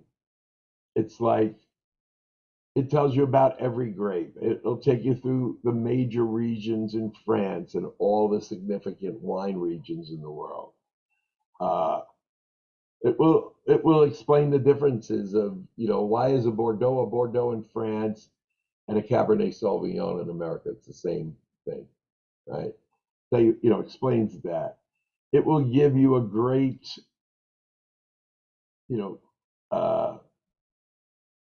dictionary of key terms for wine. There's things in here. I don't know all these wineries, but it's nice to see them from the different regions. It's nice to read through. Then they talk about the major regions in the major wine countries like France and the Rhone Valley. What grapes are grown there, what wines come from Rhone Valley. I think of the Rhone Valley, I think of fresh, clean wines, right? White wines, that's what they're known for. Alsatian wines come from Alsace, right? So they make great, what are equivalent to the Austrian grapes. They grow very similar grapes. You get great Rieslings and things like that out of these regions. That's not a ton of knowledge. Chris will tell you, oh, that vineyard in the Rhone Valley, the dirt's got 3% iron in it, 19%. Yeah, I'm not that guy. But, I can have a decent conversation about wine with people from around the world, yes. So it takes you through the main things. Again, this is a steakhouse. At least 80%, just like I said, there's this whole big steer. You only got to know these 3 little pieces of it. It's going to be kind of the same in the wine world. It's a great big world, but 80% of what you do is going to come from California, Northern California and 2 valleys, right? Because America in steakhouses loves to drink California Cabernets. So will we have French wines on the list? Yes. Remember that we're only 100 bottles. There's not going to be a lot of them. Maybe there's a couple from Australia. Maybe there'll be a couple from Austria, Latin America, Chile. I don't know. It's up to Chris. But I will tell you, we need to learn about Napa and Sonoma Valley. And we need to know about red grapes, especially Pinot Noir grape and the Cabernet Sauvignon grape. Those will be the bulk of the wines you sell. So this takes you through all the countries. We're halfway through this document. I just want you to see what it's got. And like I said, this is not a lot. This is the most basic wine knowledge there is. But on page 47 starts the wines of California. That's something you want to pay attention to. And I think Chris has got handouts for you as well. It might make it easier. We're still going country to country. Now, remember, this document was written, American wines weren't that big when this was written. So today, it'd be a lot deeper with American wine knowledge. But it takes us through other regions, Washington, Oregon, in the U.S. It talks about ports and sherries and what they are and where they come from, Madeira wines. And then a whole section on distilling whiskeys, and it takes you through scotches and vodkas. And so I don't know, who's got what level of knowledge when it comes to wine, beer, and liquor. So this is a good general thing. You might just say, I don't really know a whole lot about how beer is made or what's the difference between an IPA and a lager or a wheat beer. That's what this is for. You guys can pick and choose here what you think you need to brush up in. I would just prove my way through it and say, well, that's interesting. I never knew how that was made or where that came from. I don't want you to look at this and be like it's overwhelming. Then there's a whole glossary of terms at the end, which is very cool. And here's beer, how we make beer, what's the process, what goes into making a beer, right? Different styles of beer, history of beer, common styles of beer, how beer is made. And then we might have a cigar night once a week out on the patio.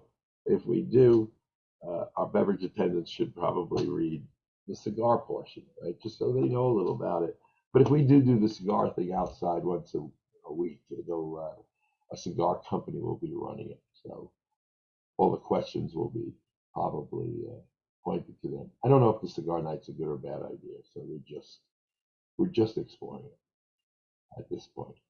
So anyway, that's what that document is. It's what did they call it in high school when you didn't read the book? You could buy the Cliff Notes. Is that instead of reading the book? Anybody remember those? Yeah, Cliff Notes. Yeah. Yeah, I was a big Cliff Note guy. These are like Cliff Notes, right? You're not going to get a bachelor's in the science of making wine, but you can read the Cliff Notes. Same thing for spirits and stuff. So that's what that document is. I read it every few years just to. The older I get, the more stuff I forget, and I like to be able to have a decent conversation. Beverage notes, water service. We'll talk about how we're going to serve water. We'll decide as a group that second week how we're going to offer water. I do know the United States is buying less and less and less bottled water. Bottles not good for the environment. It's only purified water in most of the bottles anyway.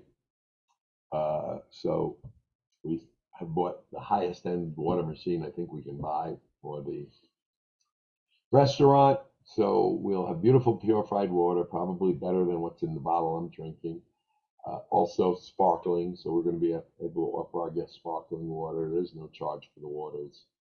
And we will have Pana and Perrier by the bottle.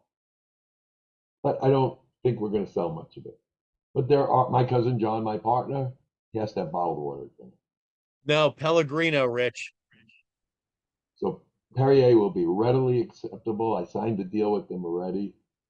But I don't plan. I mean, we're only going to buy 2 cases of each to keep on hand. So I don't really think. I ate at Esther's Kitchen with my cousin and his wife. And what are we having, Craig? I was only kidding. I just used that as an example. What's the water? Pellegrino? Pellegrino. Okay. So we'll have Pellegrino and Pan. But we went to Esther's Kitchen like 2 months ago, John, I, and John's wife, and he was sitting in the banquette to the wall so he could see the whole restaurant. And he orders, bottle of sparkling water. And he says, "We're going to sell water, right? There's a lot of money in water." I said, "Well, there's no money in water, but we'll have it in house." He goes, "What do you mean there's no money in water? They're going to charge me like $10 for this bottle of water." I was like, "Yeah, but you're going to be the only person in this restaurant with a bottle of water on it." Everybody drinks water. I said, "Everybody used to order water in the restaurant. Nobody does anymore." So I bet him $10, and I said, "I'll bet you $10 your bottle of water from now until we leave will be the only bottle of water you'll see on the table in this restaurant."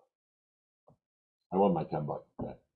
He was the only one that bought the bottle of water the whole time we were there. America is rapidly stopping buying bottled water, especially in restaurants. And it's also due to the fact that restaurants have insanely priced bottles of water now. $15 for a bottle of water. It's a lot of restaurants. It's nuts. I paid $8 for a half bottle the other day. I'm sorry, it's a glass of water. I don't care where it's from, what it does. And the thing that I don't understand the most is what's that Mexican water on the market now? Topeka or something? What's it called, Tommy? Topo Chico. Topo Chico. The one thing Mexico is known for is horrible water. So whoever You're started right. that company is a genius. Genius, brilliant, huh? First thing, if you go to Mexico, the first thing people say, don't drink the water. And America's buying the hell out of Mexican water. There's no hope for us. It kills me. I don't know. Maybe I'm the only person that finds it nuts. But that's enough about water, and we'll learn how to pour water. We'll learn how to offer water. We'll learn how to handle the water dispenser, the bottles. It'll be right in the service station where the beverage people pick it up. You can get your own water, the table attendants. It's right there at the end of the dining room, so you won't have to leave the dining room really. You don't have to have your eyes off your station to get your water. Okay? And if Craig ever gets them to install it, it'll be a miracle. Not yelling at me, Craig. No, no, no, no, no. No, can you hear me now? I'm having trouble with my computer. Can you hear me? I can, but you're cutting it now. Can you hear me, Rich? Yeah. Okay, so I do have a question doing that with the on purpose. water and the table attendants or the beverage attendants. Do you want us to, since we're having the bottles, do you want us to keep some of the bottles cold for the still water behind the bar? So if someone wants a cold bottle, or no, No. it's already going to be cold coming out of the dispenser, correct? Yeah, it comes out ice cold. Do we want to have something that's lukewarm rather, This is for week. or room temp? It's for week 2, these conversations. After we practice, then we make all these decisions. Okay. All right. So a wine order. This is really Chris's world. He will teach you. There's some basic things. He's going to say the same exact things. I'm not going to tell you how to present or how to sell because Chris is like the master of that world. And we'll cut, he has, starting next week, there'll be some topics each day. Second hour is Chris and Thomas, all about eating and drinking and learning how to taste wines and sell wines and eat food and sell food. So that's an hour a day. You'll have an hour a day practicing on the POS. So I'm not going to get it, but I will tell you this, like everything else, it's going to be a protocol, a certain way that we all do it. When somebody orders a bottle of wine, we don't open it until we confirm they have. We're about to open what they really want. I ordered a bottle of champagne last week at Barry's Steakhouse. There were 2. One was a non-vintage, one was a vintage. The non-vintage was $120. The vintage was $340. Didn't want the vintage. I wanted the non-vintage. I made them confirm the bottle before they opened it because I'm not going to pay $300 some odd for a bottle of cheap champagne. So, you know, you need to confirm the producer, the vintage, confirm the varietal, and you know, and you need to ask the host, you know, do you want me to pour it right away? If they're ordering a red wine, do you want me to hold this for the entrees? You know, but again, this is just to give you a little bit of expectation. Just like every single thing we do, there's a discussion about it. There's other people that we've studied that do it. We have a lot of experience in doing it. And wine service is at the top of that list, right? Very important. And then he'll also get into the proper way to open a bottle of wine, the proper way to pour it, the proper way to present it, the whole handling of it. We won't do this today, but let's talk. You know, the first thing about serving wine is glassware, because marking doesn't just mean, you know, having the utensils to eat. So how do we know what glassware is what? Let me see if I can find it. I thought I have a glassware chart. Well, Richard. you got to know what type of wine you're going to be drinking. The guest is going to be drinking.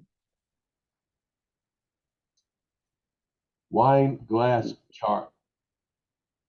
Should add this to my. That will dictate what you will set down.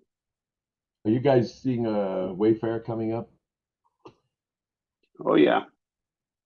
Let's go shopping. Hold on, let me see if I can open this image. Search image. Okay, let's do that. No. I'm trying to get this large. I can't. Is that a little larger? Okay, I can do it like that. Can you guys see that? If I go Yeah, like, that's good. all right. So we're not using every glass on here. All right. So that burgundy glass we put aside. What's the difference between a burgundy and a Pinot? Uh-huh. Anybody? The tip of the glass. Yeah. Well, that's different than the glass, but what's the difference between Pinot Noir wine? And, I thought he was asking about the glass. Okay. no, I'm asking about the wine first. They're very light. They're very light wines. Not the answer, Tommy. Light or red, you're right, but it's not what I'm looking for. Okay. Pinot Noir is the name of the grape. The grape's DNA is from Burgundy, France. Burgundy, France. Yeah. In France, they name the wines after the region. In America, they name the wine after the grape. Okay, so in Europe, especially European wines, most countries, the name of the region. So where does Champagne come from? Champagne region of France. Right? It comes from Champagne, France. The only place in the world you can get real champagne is in Champagne, France. Do they make champagne in America? Come on, somebody. Yes, but they Tommy, do. I know Tommy knows this stuff. Oh, Come on. should, If you Don't they have to call it sparkling wine instead of champagne, though? Yes, yes. But you'll Yeah. see cooked champagne in the market. America's very easy on mislabeling things, caviar, champagne. So champagne comes from France. Now you can have a Chardonnay, right? Because most champagnes are made from a Chardonnay grape. Making champagne is different. What's Chardonnay in France? It's Chablis. That's the region they grow the Chardonnay grape in, Chablis. In America, it's Chardonnay because it comes from that Chardonnay grape. In France, it's Chablis because it comes from the region. So it sounds confusing. It's not.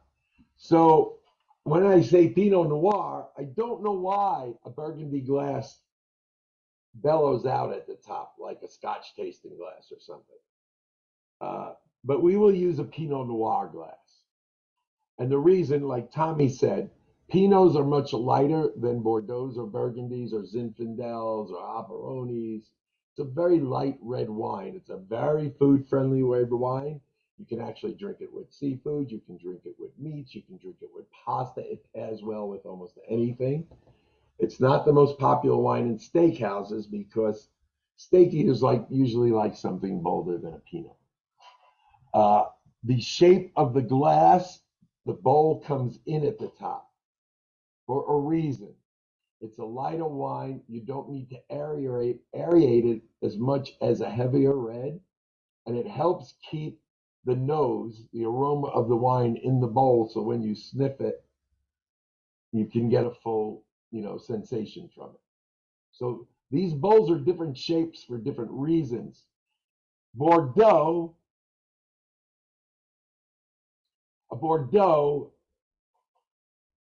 is a Cabernet Sauvignon grape. So in America, a Bordeaux is called Cabernet Sauvignon. In France, they grow the Cabernet Sauvignon wine grape in Bordeaux. So in France, they call that wine Bordeaux. The DNA, the roots come from France. In America, we change it. I think it's a good thing because it definitely tells people right away. It differentiates. You might see the name of a vineyard. It could be Jean-Charles Boisset, but if it's Jean-Charles Boisset Chablis, I know it's from one of his vineyards in France. If it's Jean-Charles Boisset Chardonnay, I know it's either one of his vineyards in Sonoma or Napa, right? I know right off just because of the way Jean-Charles, even though he makes wine in France and America, I know by the name of the wine which country it's from without even having to dig down on the label more. So the Bordeaux glass is a bigger, larger bowl, and it's more straight up on the top. It's a heavier, more concentrated, bold flavor. It needs a little bit more aeration. You're not worrying about losing the aroma. It's strong, right? So you're opening up the top so it's more conducive to giving more air into the bolder wine. And, Chris will go through them. I'm just using those two examples. So there'll be several types of stemware, several types of glassware in the restaurant. It's very important you guys know which glass is for what wine, because as table attendants and beverage attendants, you have to mark it with the right glass. I don't want a white wine glass if I order champagne. I want a champagne flute. I don't want a flute if I open a glass of Chardonnay, right? I want a white wine glass for my Chardonnay. So you'll learn all the different glassware, and that's a big part of marking beverage. Was that useful, kind of an introductory way of talking about glassware and stuff? Yes. I don't get any feedback from this group, so I got Saturday morning. I don't blame you. It's not as complicated as it may No. seem. It really is. No, it's second nature. In a week, it'll be second nature. All right, so those were the major beverage topics. Like anything else, we could talk for days about everything. I tried to take what I felt were all the most important points in those. You guys want a break or keep going? I'll do one more section and take a break if you want. Sounds good. All right, let's go to employee topics. These kind of all fold back to things we've already talked about. Arriving at work. Get there before you need to start working. Go in the locker room. Don't punch in until you're ready to walk on the floor and work. It's pretty simple, right? The next thing, going concern. Anybody know what that term means?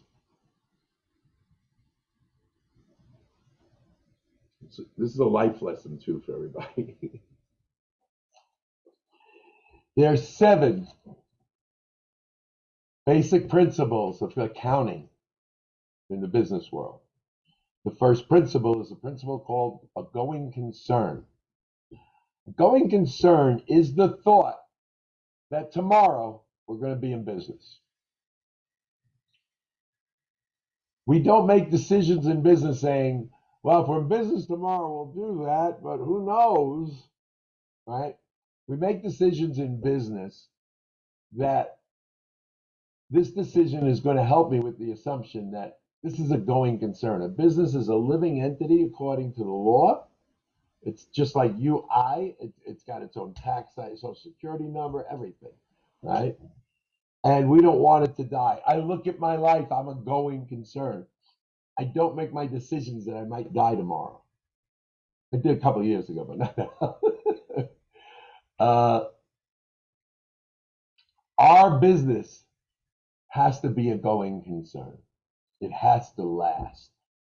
And the only way it lasts if we all protect the assets of the business, the reputation of the business, the experience of the customer. It's all our responsibility, because if it's not a going concern, this business is not paying you next week. It is not supporting you. It's not supporting your kids. It's not doing what it's supposed to do back for you. In order for that business to do that for us, we have to make sure that business is healthy and continuing. Does that make sense? You know, Yeah. we closed one restaurant a couple of years back and it didn't reopen. And I think a lot of the employees, not all of them, but a lot of them, were under the assumption that, oh, it's just always going to be here, so I can do what I want, and I don't own the business, so who cares? And I'll bet you bottom dollar, they're all sorry that business isn't there anymore, because they all made really good money there. And I'm sure most of them don't make that money anymore. Some might have done better, but I would say the bulk of them probably not making as much as they were 4 or 5 years ago. So we don't want that to go away. We don't want our livelihood to go away.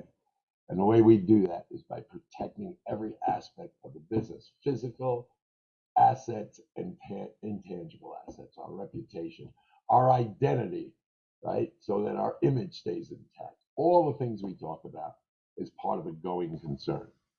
This slide is more for management training, but I always thought, I don't see a difference between hourly employees and salaried employees. I really don't. I believe I hire smart, intelligent people, and I like to treat everybody equal, from the dishwasher to the general manager. We're all human beings and we all have intelligence, so why treat different people differently? I'll tell you anything about our business you ask. We don't hide anything. Okay? Grooming, we talked about it. We have a policy. Chris will go through what's acceptable, not acceptable. Petty cash, does it exist? We don't need that topic. Remember, I didn't write this specifically for our business. I wrote this for general topics for people. Pre-shift meetings, we're going to have to figure out how to do it, because I don't want you to have to work longer than you need to. The bar room or the cocktail lounge will open at 3 p.m. I don't need every cocktail or beverage service person to be in at 2 o'clock or 2:30, so it opens at 3. We'll stagger people in. Maybe there'll be an opening, a mid, and a closed beverage person every day, right? So maybe one comes in 2:30, 3:30, 4:30. The 3:30 person might go home at 9, 4:30, 10, and the last person, they'll be the closer. Maybe they go home at 12 or 1, or maybe they'll come in even later, right? So I'm going to try to make it where you guys, service employees, not the bartenders, but the rest of the service employees, work about 6-hour shifts. Does that sound good? I'll make them 8 or 10 if you want. No, 6 No, is that good. sounds great. Six is perfect. I like 6. I want that for a couple of reasons, guys. It's strenuous to be on your feet. It's strenuous to constantly stay happy when you're doing physical labor, right? I think if I keep servicing people too long in service, it's not good. But we need to introduce you to the day. That's what a pre-shift meeting is about. I don't know how to do it yet, because some places bring in the whole service staff at 3 o'clock. They'll give them an hour to eat on the clock and everything and get their lunch hour out of the way. I don't agree with that. 4 o'clock, they'll have a pre-shift meeting because they can address everybody at once because they brought in everybody at once. And 5 o'clock, everybody's on the floor. You were just at work 2 hours. You didn't serve anyone. You did some side work. You're already at work 2 hours and you're supposed to go out now fresh on the floor. I never understood it. Right? But I do need to get that information to you every day. This is today's daily special. Come and taste this. Things like that, right? So we have to figure. I don't have the answer, and I've never watched or had any of my stores develop a staggered pre-shift that was meaningful. But we have to do it. So, and we'll know what needs to be relayed to you guys every day. But pre-shift is also an opportunity for constant training and things. So I don't know how to do it. So, this is for us because we are going to stagger the shifts and we're not going to make you stay at work for no reason. We have to figure out how we get this done and effectively 3 times a day, right? Because to keep you guys from working too many hours, we have to stagger you at 3 different times a day through service because, we're basically going to be open 9 hours a day, right? So we'll figure it out. We'll tell you what we need to tell you. You tell us how we can do it effectively for you, I think is the approach. But again, that's week 2 of training. Pre-shift. Theft, 0 tolerance. The biggest thing to remember on theft is if I bought it for the customer, don't drink it or eat it. Please. That's theft. We're a retail shop. We buy product, give to customers, not to the employees. What we give to the employees is purchased separately, okay? You guys will drink different coffee than what will be served in the restaurant. Nobody will be rating the espresso machine every day. Doesn't happen. So just keep it in mind. If it was bought for customers, do not. You want a cup of tea, you go to bartenders, they give you a tea bag, you can go in your locker room on your break and make yourself a cup of tea. You want a cup of coffee, they'll give you a capsule, go in the locker room, make yourself a cup of coffee, have a cup of coffee on your break. You want water, I think what we'll do is buy water bottles for everybody. You can fill them up from all the same water the customers are drinking. You can put it in your locker. When you take a break or you ask to get off the floor, if you need a drink, you can go in the locker room, open your locker, and drink it out of the thermos. So maybe I'll just order thermoses for everybody. You can put your name on them, and you have everybody's got a cup at work, for water. I don't care if you can drink sparkling, you can drink flat. We'll have things and say, this is for the staff, but that's for you. The other stuff is for the customer, and not that I pay less for the customer's coffee than your coffee for the customer. It's probably about the same price. It's just that I need to track what the products I sell to customers. What I spend on you guys is a different line item. It's a different expense. That makes sense? Yes. Okay. Introductory policy period. Basically, it's in our handbook. Everybody has a 90-day probation period. Truthfully, it's irrelevant in the state of Nevada because it's a right to work state. So it's in your offer letters. You have the right to quit anytime you want. We have the right to terminate people anytime we want. That's what a right to work state's about. I don't have a big history firing people. If I lose an employee, I take it as a personal loss. Very rarely I feel like an employee failed us. I always feel like we failed the employee. Because if I do my job right, employees don't fail. That's the way I look at myself. I'm pretty hard on myself with that. Even if sometimes you have a weaker employee than the others, and it just means I got to work twice as hard on that employee. But as long as you guys are willing to put the work in, we're willing to work with you, and if you leave, I just want it to be on good terms, and you have a better opportunity in life, or you want to change the focus of your life, whatever it is, that's fine. That's the only way I like to see people leave our companies. You really got to do a lot to get fired, and it's got to be intentional. So just don't ever. I hate to fire somebody. Don't ever put me in that position. It's the worst thing in the world. When I got sick during that time, I laid off over 1,000 people. Trust me, it took a toll on me big time. Uh, I hate it. So let's not even go there. Let's not worry about it, right? Don't worry about expense reimbursement forms. You guys are never going to be asked to spend money. Uh, if you do make a complaint to HR, we do have, and you will, it's in your handbooks. You can report it to management. If you don't trust management, we have a third party, Human Resources, a virtual resources company. It is owned by a friend of mine. She was my vice president of human resources for very many years. They're very good. You can always call our human resource company as well. If you need to make a grievance or a complaint, they are willing to step in. And we conduct anybody that has a true grievance that they bring forward, the full investigation will take place. A law firm will come in and evaluate the investigation. If it needs to go further, we figure it out. I don't face this very often in life, so again, if we stick to our policy of kindness, it doesn't exist, right? And we've talked about communication. I believe there's, a nice chart in here for about communication. So it's 12:30. We've been at it 2 hours. Let's take a 5-minute break and finish up. Sound Sounds good? Yeah. All right. So just go on mute for 5. We'll be back in 5 minutes.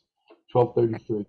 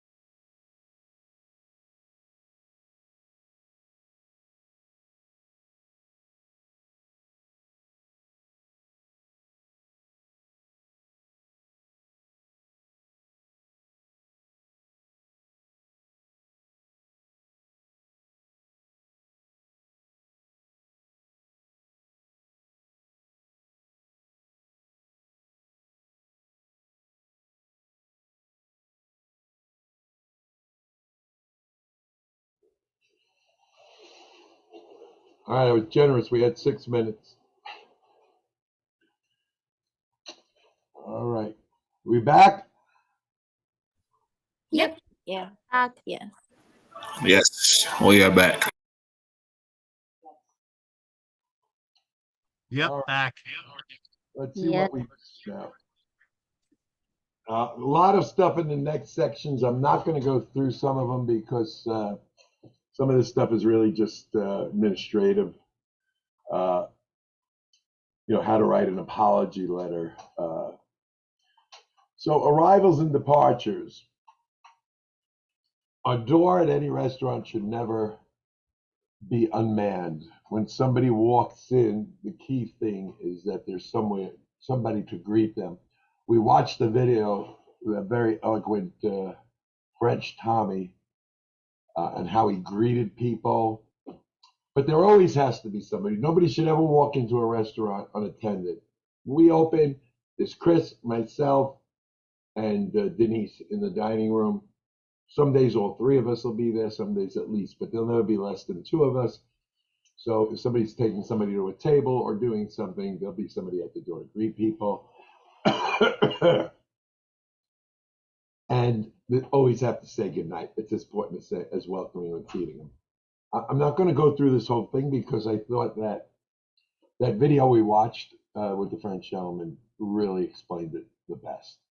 But if you ever need to brush up, this document is here. Facts and information. You should know everything about the restaurant. You should know where we're located. We should know directions. You should know, you should know, you should know, you should know, you should know. You know our hours of operation. You should know who the members of the teams are, who the bosses are, who the dishwashers are. If the restaurant won any accolades, what the restaurant's about, what's our company culture. This is all why we're doing all this stuff, right? Remember, we want to make sure our image is clear. We're getting our identity out there and people seeing for who they are. Never fake anything. People do it to me all the time. It gets me crazy. If you don't know, it's okay. Say, good question. I'm going to find out for you right now and go get the right answer. Especially when it comes to food and wine, beverages. Got to know. Allergies. I think that's okay. That salad dressing, not good. Have you ever asked the chef, is there any peanut oil or anything in that salad dressing that somebody could be allergic to, right? So, never fake anything. That's the biggest thing I can tell you. And I don't get mad at somebody that doesn't know the first time. Ask. That's okay. It's great. Makes me happy. Ask me questions all day long. Makes me happy. That's what I'm here for. Okay? I'm never going to say, oh, this person's not doing their job. The worst thing to do is have somebody never ask you anything and then realize they don't know anything and they never ask for help. But that's I can't help somebody that doesn't say I need help. There's if you happen to pick up a phone, like I said, you need to know the telephone etiquette, but you also, that phone might be for a reservation. So there's a document in here on how to take a phone reservation, and these are the questions. I don't expect to train everybody in, the reservation system and stuff like that. But, there could be a time when O decides he's got to pick up the telephone. Well, I'm going to print this document. He could just open the drawer, pull one out in a pen, and just ask the questions and leave it there for one of the people that work the front, and we'll put it in, right? But you'll be able to handle that for somebody because Chris might be in a bind or selling a bottle of wine or something. He might say, "Could you please get the phone," right? So I'll make it easy. We'll have this sheet in the drawer. You can just pull the sheet out. You can ask them all the questions and leave it there. We'll take care of the reservation system later. Okay? I don't expect that to happen a whole lot. Reservation checklist. We talked about seating a guest already. We're all going to be pulling chairs. That's a big thing. Selling a table we went through. Telephone etiquette. Thank you cards, front desk. We don't have a major front desk. I don't think it's going to be a problem. I don't know a lot of restaurants. The front desk tends to be a gathering place for managers and certain hourly employees. Just stay away from the front desk. Unless asked to do something up there, it's kind of off limits to everybody. It looks terrible in the front of a restaurant when 5 employees are standing around talking at the front desk of the restaurant. It's not a great way for people to enter a room. It's not great for the people that are already in the room to watch. We're there for them. We're not there for ourselves. Okay. Employee topics, Stephs, we did those, right? The food topics, I don't think we really need to go through too many because we've done all these basically through the other pages on the food page and things like this. So these documents are to back up everything we've already talked about. I tried to immortalize everything that's in the site with individual documents to back it up. So we've actually gone through all the food topics that are here. We've gone through the beverage topics on the beverage page already. These are just the notes for you guys to back up, right? We just went through all the dining room, purchase, financial topics you guys don't need to worry about. Let's get down to the last 2 areas. Customer satisfaction. Vanessa. We want to surpass customer You get customer less- satisfaction. You're getting less enthusiastic every time I ask you. Meeting the guest expectation. Our definition, failure. I'm sorry, not meeting the expectation, failure. Meeting a guest expectation to me is a mediocre response. It's not bringing somebody back. It's good, but that's all it is. It's good. When I've been going to all the steakhouses, seeing what the competition looks like now, because I was out of circulation there for a few years. Most of my guests I brought me to the different steakhouses had the same answer when I asked, "How was your steak?" It's good. I ain't bringing you back. Yeah, I only ate in one steakhouse so far that would actually bring me back. I know going to steakhouse is a lot of money. Well, I shouldn't say it, there's 2. But it's a lot of money. One of the 2 that I go to, I never buy a steak, but I love everything else they do. And the other one actually has fantastic steaks. So I love them for 2 different reasons, right? And that's okay. But I go to one steakhouse, I'll never order steak. But everything else they make is pretty incredible. So, and surpassing customer expectation is the thing. But, I think we've talked plenty about customer satisfaction so far, and that'll be a constant topic going through everything. Designing a restaurant, I don't really think we need to go through that. We talked about emailing. I'm definitely not a master of that. Ordering and receiving policies, you guys won't be involved in any of that. We talked about wow factors.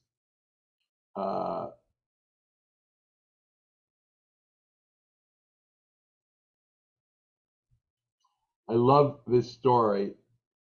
Anybody ever hear of the Votaggio brothers? They're big Top Chef guys and TV personalities. Michael and Brian Votaggio.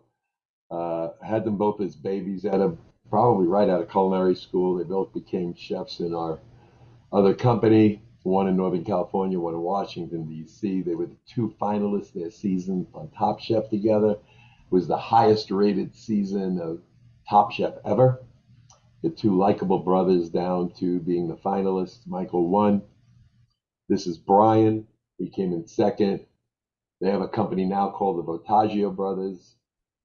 Basically told them the day after the show's finale they needed to quit their jobs and start a company because they were very hot at the moment. And luckily they are still very hot. Love the both of them. They're doing very well in life. But here's a story I read about Brian that summed up a wow factor. Now, this is a guy that is busy. He has restaurants all over the country. He has television show. He has, everything in life going on. And he's raising a young family and a wife, and he's a pilot. He's a busy guy. This is the letter. My birthday was on Monday, and I was in the Georgetown Hospital on my last birthday. My fabulous husband wanted to do something for my birthday this year, since at long last I am home. So on Monday, I received a very cool gift.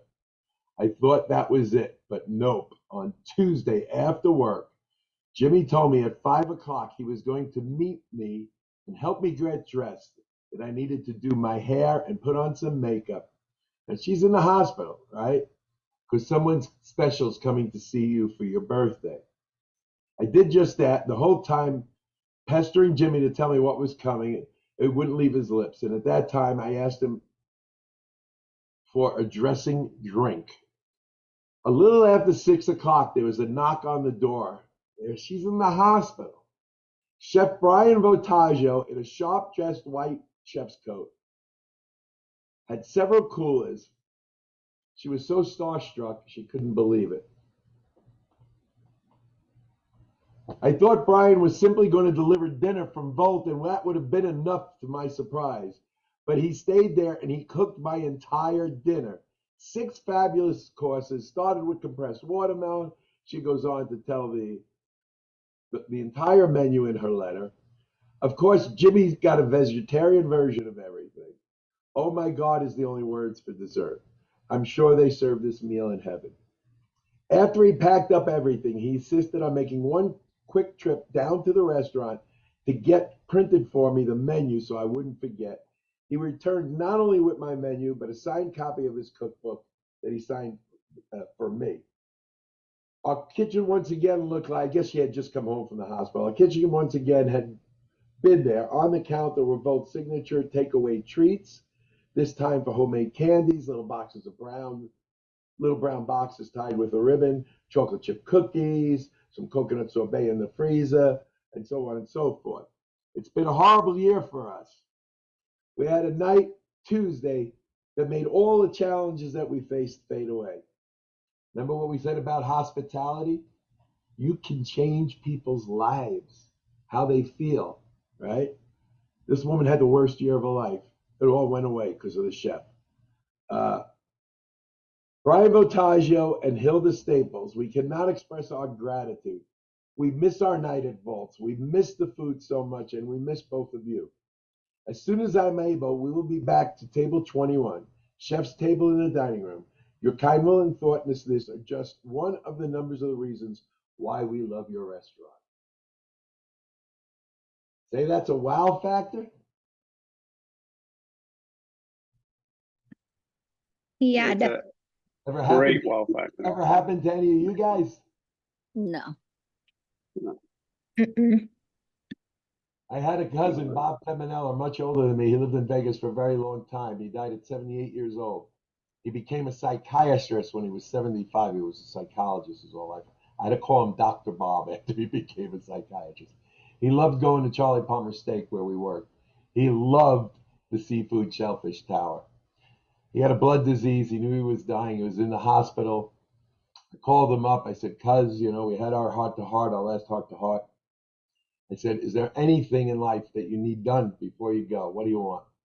He goes, I want a seafood tower from Charlie Palmer Steak. 2 hours later, my staff served him his last seafood tower.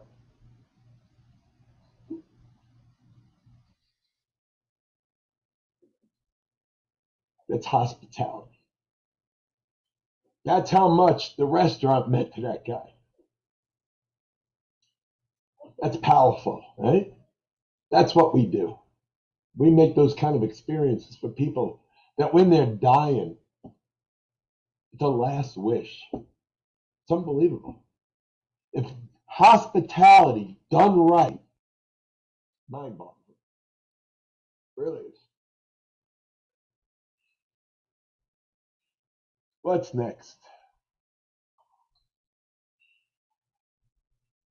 Wow factors. Funny, Richard. I Yeah. read that story this morning, and I read it twice Yeah. before we got on, and that was really cool. I was so proud of Brian. I have no idea. I called Brian, Michael, they were my kids. All the young guys that came along with us, they're all our kids. Mm. But I was so proud of him when I read that. Like he gets it. He got it all. He summed it up and he used everything. Everything we're talking about, he summed up, right? In that one experience. Kitchen topics, most used condiments. A lot of this is general stuff. I will tell you one thing I love. I did this for a friend of mine. He's a Michelin star chef now. Did this many years ago for a young cook that wanted to be a chef. So what are the elements of being a great chef? Take a look at this when you get a chance. But these are all the skill sets a chef needs. And it's a long list. And nobody, I don't care how big of a name the chef is, almost nobody has them all, right? A chef is no different than a restaurateur, than a CEO of any company. You're only as good as the people you surround yourself. Did I intend for this young cook to learn every single tool set on here? No. All he needed to learn is that he would affect every one of these things. And if he wasn't good at it, he needed to find somebody standing next to him that was. Or two guys, or three guys. And that's how he achieved the heights he did. So it's a good thing. I'm not going through it. But you guys should look at this one and understand the amount of dedication and passion somebody like Chef Tomas has. You know, and we need to respect him for that. It's a lifetime of learning. It never ends. Just like Chris with his wine knowledge. These guys have such passions. They study forever, their whole lives. It's crazy. But anyway, it's a very interesting document, and if you get a chance, take a look at it. Classic steakhouse sauces. I am sure Chef Tomas, we have a list of sauces we'll be serving. And I am sure Chef Tomas will take you through these. Remember, we talked, there were 5 basic mother sauces, right? Everything comes from these 5 bases. But I just, we don't do compound butters. Again, this is not specifically for our company. I didn't write this, so a lot of places do. So you understand compound butter, what classic steak sauces are made from, made at the hotel, horseradish whipped cream, we will have those sauces. Blue cheese sauce we will have. Peppercorn sauce, I'm pretty sure, because our steak au poivre is our signature dish, the Frey Ranch steak au poivre, which has a pepper sauce on it. When rye reductions, Béarnaise sauce. These are all common sauces. Clarified butter, we serve that with some of our seafood dishes. This will all be part of the second hour of training for the next 2 weeks when we take you through all the food courses. But know the documents there. Know you can learn from them. Cooking techniques are another tough item. I still, after 46 years, read stuff on new menus we come out with in the company, and I'm like, what does that mean? What does that mean? What does that mean? So this is just basically a dictionary or glossary of really commonly used terms. But if there's a cooking technique on our menu, you will be taught it, right? Because you're going to need to explain it. But you can see there's a lot of cooking techniques. 8 pages of them, right? I don't expect you to memorize them all. I expect you to know that there's a lot of different ways to cook things. And I expect you to expect from us to explain it anytime we use one of them, right? But that's just sort of a resource. Food definitions as well. It's long. I didn't write these lists. I took them from great sources that I thought were really good. But here's 7 pages, and these are just the commonly used ones. But again, if there's a food item or term on the menu you are not familiar with, we didn't do our job. Because if we put a menu item out, we will teach you about the cooking method along with every other element of the menu item, right? So over time, that's part of continuing education, and that's our responsibility to you guys for Chef Tomas to teach you about every single thing he changes and does on the menu. I don't care what business you're in. If you don't know your product, you can't sell it. Food definitions is the same kind of list. There's a lot of kitchen slang in the world. I thought this was a fun one to work on. I really need to get a life, like a social life. Because I'm looking at all this stuff going, when the hell did I do all this? But there, what's a chit? What's a deuce? What does fire mean? What does flash it mean? Bed plate, dying on the pass.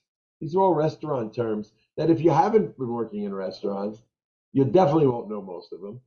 Even if you have, you don't know all of them, but you might hear them. You might wonder, you can just go home or you can pull out your phone after work and say, well, that's what that means. I went on a job interview. I was very young and they asked me what Schramsberg was. I said it was a kitchen term. We move it. Schramberg is sparkling wine. But I didn't know. And that's why I say never lie. I asked the guy why I didn't get that job. He said the Schramsberg question. It's like, okay, fair enough. Because as soon as I left, there was no internet. I called a friend of mine and I asked him what was Schramsberg. But again, it was a time when California wines barely existed, and Schramsberg is a California sparkling wine. So now I drink it. I like it. So there's a lot of different slang terms in there. You can always look them up. We don't need to go through them. Kitchen knife safety. This is from Websteront. You guys won't be using the kitchen knives, but even for home use, I suggest you read that doc. It's the best one I have found on how to train somebody on how to use a knife safely. I had to rush my wife one time to the emergency room. She used, you guys know what a burr blender is? So a burr blender is you've seen them, I'm sure. It's a handheld blender, so it's a little thick here, plastic handle. Usually has an aluminum pipe, a cone at the end, and a blade, an open blade that spins there. My wife picked it up to do something. She looked at it and she went to spin the blade to see if it was stuck. The hand hit the button, the blade went on when her finger was in front of it, and it shredded her finger about 100 times in a second. We went to the emergency room. They pulled the bandage off. We wrapped around it and went, what the hell is this? She had a shredded finger. They had to glue it together. They couldn't stitch anything. So just even for your home use, I suggest you take a look at the kitchen knife. We talked about mother sauces. I'm not a big advocate of speaking any other language but English in our businesses. I am sure we will wind up with some employees along the line that might not have mastered the English language. We all need to teach them. This is the most commonly used kitchen terms or restaurant terms in Spanish. Again, I didn't write this for us. Dear friend of ours, Chef Lalo Sabadra, I hired him at 18 years old. He worked his way all the way to the executive chef first at the Four Seasons Hotel. He didn't speak English. When I hired him, the first thing we did was taught him to speak English. Once we did that, then we could start teaching him stuff.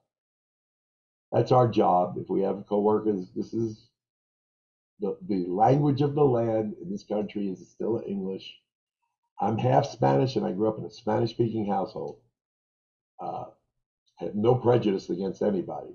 It only betters everybody in the United States if they can speak English. So if we have employees that have problems with the English language, it's our job to help them assimilate into the work environment that we are providing. Does that sound fair? Yeah, it sounds fair. Yeah. They can only better them. Does anybody think that's not a fair statement? I'm really curious. If you do, I'd love to hear it. No, I don't. Hell, I had to learn how to speak English. Yeah. So English was my mother's second language. I grew up, my grandparents lived with us. They never learned to speak English. That's why we had a Spanish-speaking household. It made it hard on my grandfather. My grandfather was a construction worker. I don't know why he wasn't an ignorant man. I don't know why he never really mastered. He learned broken English, but never mastered English.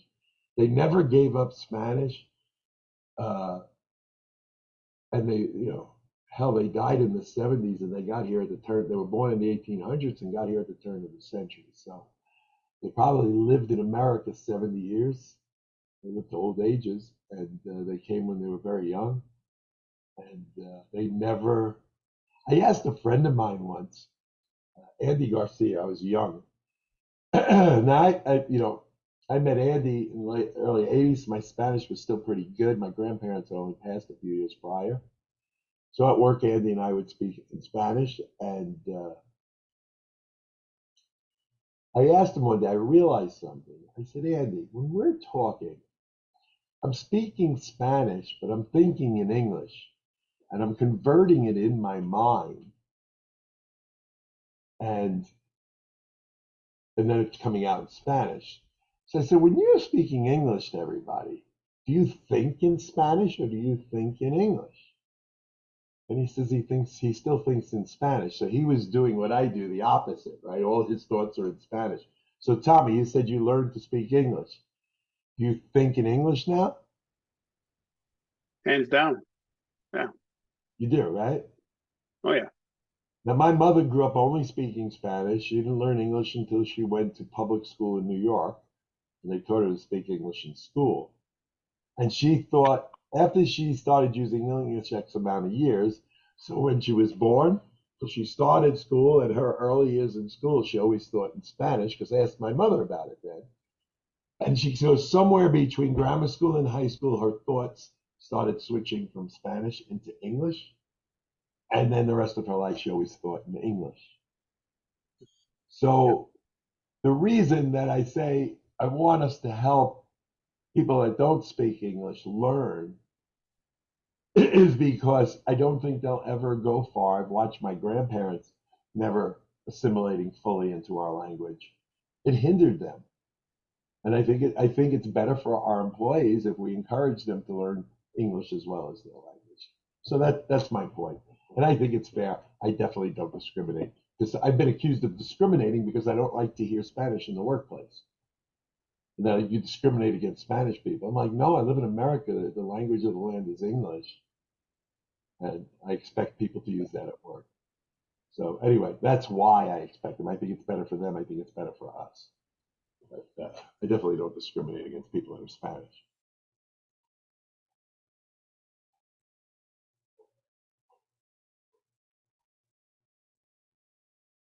You want a real funny story? We only got sued in our other company once for discrimination. Snoop Dogg sued us for discriminating against vets. He sued the company and he sued the specific employee that he said discriminated against him. It was Spiro, Tommy. You guys know Spiro. He sued the nicest man in the world. He sued a Tommy Valentine. Spiro's a prince among them. The attorneys also didn't do their homework, because I walked into court with Spiro and his wife Cassandra, who is a black woman, and his two children, who are biracial. And Snoop's lawyer threw his pen up in the air. They withdrew the charge and the case was over. It's like, this is the guy you're accusing of being discriminating against black people. Are you serious? So that was the only time I could ever remember getting sued. It had to do over a party, and we returned a deposit, and we didn't want to do the party. It had nothing to do with Snoop or being black. It was the. Craig came close with Eddie Griffin, his favorite comedian. Oh yeah. But so anyway, if anybody ever says that we discriminate against Spanish people, they got the wrong guys, because my mother's name was Menendez and my partner's name is Garcia. So Yes, I came close to doing something with Eddie Griffin, but I don't think there ever would have been a lawsuit. These cooling charts are just about food cooling in the kitchen. You guys don't have to deal with any of that. It's a big thing for restaurants, cooling down sauces and things rapidly. We bought a very expensive food glass chiller so that the health department will let us. Food handlers. This stuff's all mostly back of the house. Kitchen topics, general topics we went through, financials we don't have to, dining room topics, beverage topics, food topics. Okay, so we finished this document. The only other thing on the website These are just general job descriptions anyone can use in their businesses. Again, I started doing this site for friends of mine. So these are generic, normal restaurant job descriptions. The next tab are the May Daily job descriptions specific to ours. I believe I attached your job description to your offer letter for everyone. But you know, beverage attendant, table attendant, culinary attendant, these aren't industry standard titles for positions. They're not standard industry jobs, so we had to make our own job descriptions. But so these are all the May Daily job descriptions. And then our training sessions are here. That's the welcome aboard on Tuesday. That's Wednesday. That's Thursdays. Fridays I have in the other office, and I just recorded this one. So for new employees, Vanessa, they can read or they can watch these training sessions. Either way. So I have a few more things. Quickly, I'm going to go through. We're not at the 3-hour mark, so I have a little time. We have to do roll call. But I would like your feedback mostly.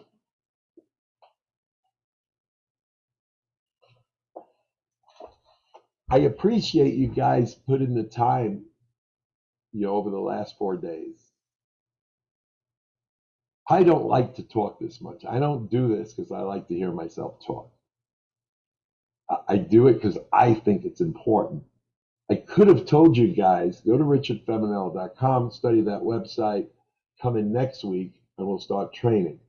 That would have saved Chris and I from having to do these topics.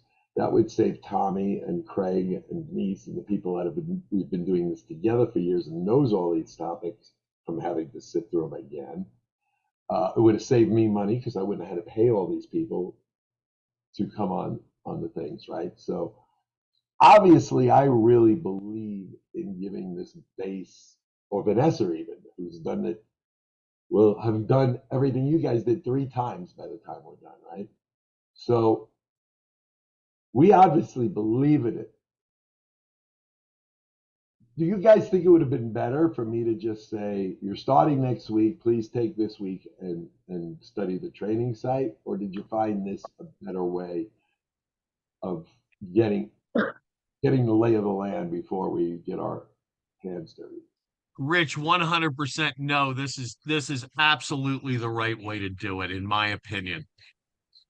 Yeah, I feel like this is a lot better, and especially if you want it for like new employees down the line coming in, it kind of gives them a little insight on the management and who you are. You can see more of who you are on a video than rather just handing someone a packet. Yeah, because Rich, can you hear me? Yeah. Okay, because I'll be honest with you, me reading something, I can't learn it. Yeah, I I need was to going hear to it. say, yeah. I need to see it.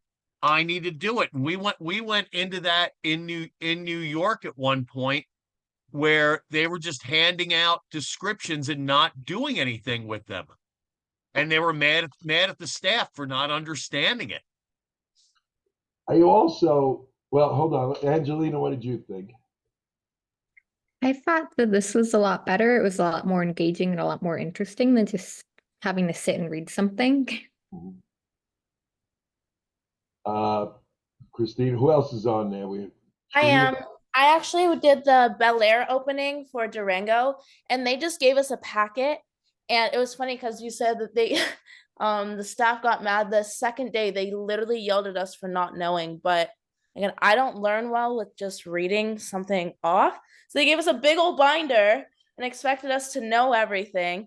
Yet no one, when we tested, our scores were like not even in the 50s, like lower, because again, it wasn't engaging and like whatsoever. You know what's sad about Tamara? They probably did more than most companies even do. Yeah, very true. And I don't think that was a very big effort, but it was a lot more than I hear from most companies. Most companies don't even give you the packet, right?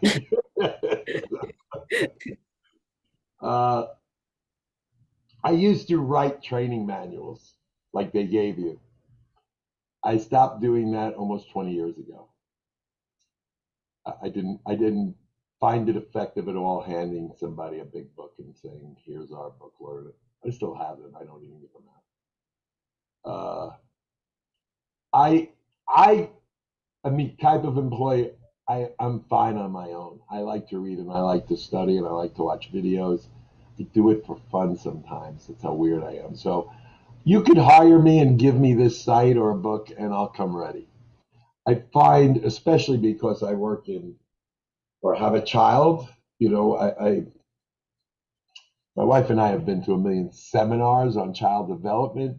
I go to, you know, some of them were week-long seminars where we fly to California and have to sit through training sessions 8-hour day on child development. It's not easy to have a handicapped child like ours was. And, you know, if you don't know what you're doing, your kid doesn't get any better, right? So we took it very seriously. There's different ways people learn in life. My son is a visual thinker. He doesn't have academics or language, so doesn't mean he doesn't have intelligence. He's got good intelligence, but he's a visual thinker. He has to see things to do it. So I like giving people the choice. I don't like doing the training. I really don't like to listen to myself. You may think I can talk all day long, and I can. Doesn't mean I like doing it, but I think I owe it to people. And you know, at the beginning, you start with good intentions on training people, and then it starts breaking down. You get lazy. I'm talking about me. And so I'm trying to also, with Vanessa and these videos and this site, is to ensure that our future employees are going to get the same benefit and the same attention we're giving our first employees. Does that make sense? So I felt doing this, I could immortalize it for people to come into the company in a more meaningful manner as well. And then they would have the choice. Obviously, we can't do this every time we hire an employee. But at least now new employees will have the choice of they can just read, study, and watch the video page, or they can actually just watch the training sessions, whichever works easy for them. So I should continue is my question to you guys on this course for new people coming in and give them the option, and not just do like Tamaya was saying, where read it, know it, then you can jump forward. Yeah. Well, the Yeah, fact no, that Richard, continue. if you give them the option that they at least have this information, and nowadays with this new generation, people gravitate more towards videos. Okay. They can absorb some of it by just engaging in the video instead of reading a text or, you know, I mean, a document. Now, I've been through other restaurant companies' training programs. I helped design other companies, right? You know, have you ever worked for a company that is getting as in-depth as we are about every little detail that we're going to do? Never. No. I sat through 2 8-hour days for Caesars and learned nothing. Okay. You feel like you're learning things, Christine? Definitely already, yeah. Okay. Trina. Trina, Yeah, no, absolutely. I'm curious, in the airline industry, how far, I mean, airlines are major companies, multi-billion-dollar companies. I have to believe they have better training than the hospitality industry. Of course, when you train to be a flight attendant, you go to a training site and you are housed, whether in a hotel or in a training facility for weeks upon weeks, and That's train. what I imagine. Yeah, that's completely different. It's more of emergency training, more hands kind of stuff. Yeah, you're in a life and death situation. You know, but it's a shame, you know, because I do know some industries are very good at training, and I imagine that the airline industry is one of those industries. Disney is amazing at training, amazing at training people. You know, they're almost like zombies, that they're also perfect. In-N-Out Burger is amazing at training employees. You know, there are some, you know, there's companies I really admire, and I've been to think tanks. One think tank, I forget the woman's name, but she's the president of Southwest Airlines. You know, we had a think tank for a week with a lot of different industries and comparing our practices and operations and what we could learn from each other, from other, different industries. I've always respected the airline industry because it's much more disciplined than most. But I'm just trying to learn from you guys for a second, so I hope you don't mind. So I think at this point, I feel like all we have accomplished this week is introducing ourselves to you, you letting us get to know you, you getting to know us. I think we didn't give you a whole lot of training. I feel like we gave you a whole lot of expectation of what to learn. That was the goal this week. Yeah. Is that what you guys feel like you're now set to start really learning? That is a great assessment, Richard, of what you just said. It's like, Yeah. getting to know each other, putting the feelers out there, knowing what to expect in the future coming up. Right. Yeah, we that, definitely know what's ahead of us. So that was the goal this week. I want to make sure I'm going to constantly check back to make sure I know where we have to get to as a team. I know there's a lot of decisions left before we open the doors of this restaurant to make. I intentionally have not made them because I don't believe that. I told you I don't like to micromanage. If I lay out everything that this restaurant's going to do and I tell you, I got a really low percentage of you guys all actually doing it. If I sit at a table with you guys and say, all right, how are we going to do this? And we all have input, I got a really high probability that it's going to get done every day by everybody the same way because we all owned it.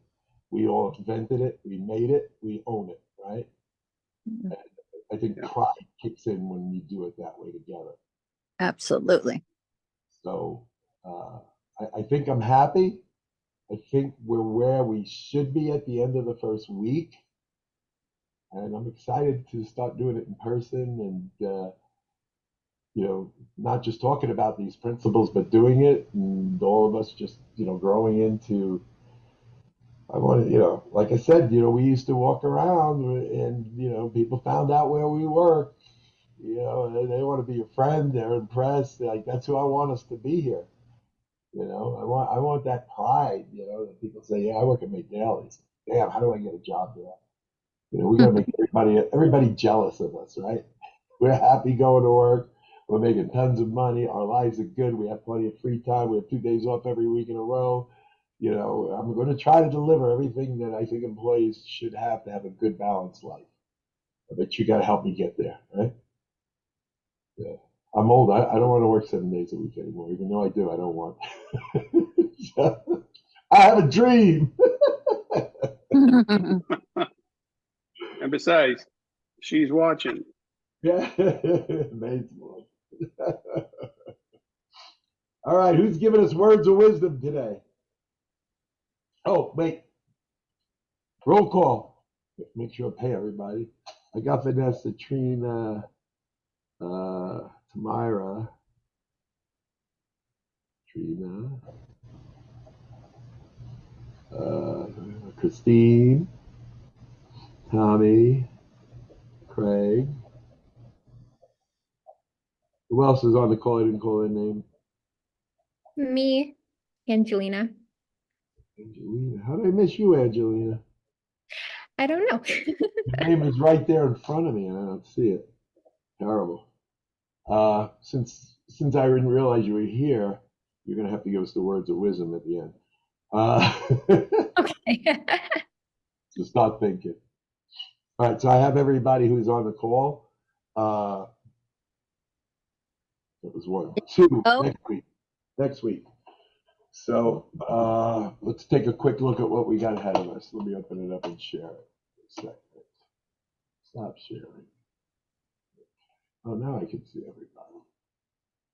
When I share, I lose all the names and stuff. I only see like a small box then. Where's our training documents?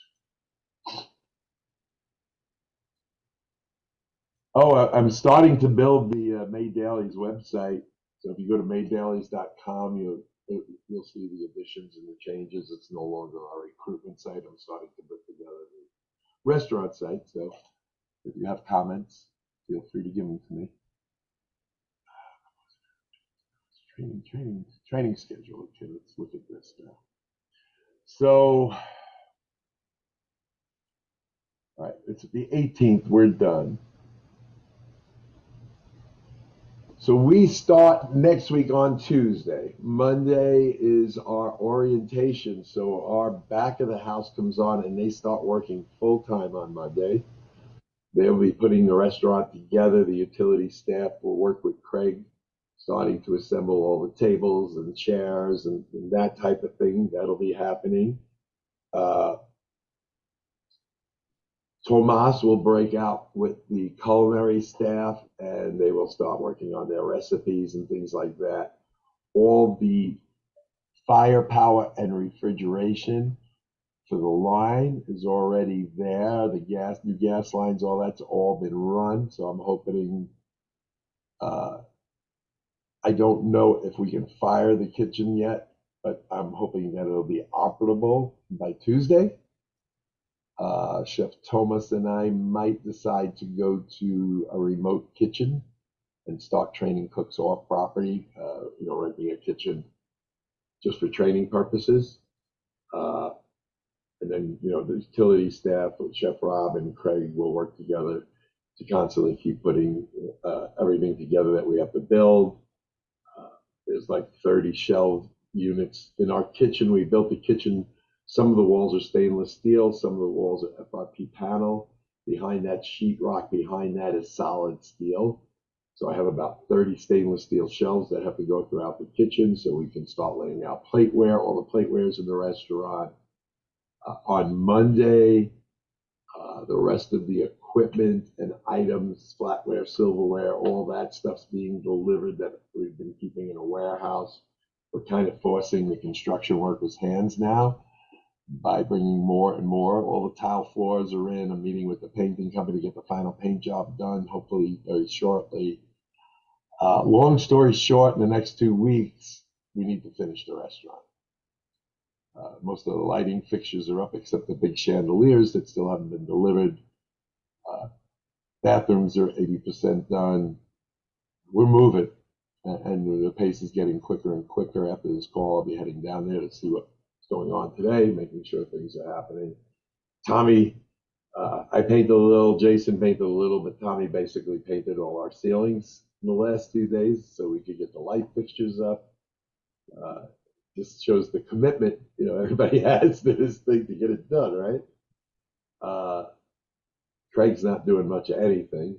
Denise is out for her sister. I mean, we'll turn them into performers. Don't worry. But I don't know. I think that's everything I got. So, questions? Next week it's at the restaurant. Dress cool. I don't know if the air conditioner will be on or not. So dress cool. What time are we going on Monday? We're doing 10:30 and 6:30, the same things. It's twice a day. One or the other, it's fine.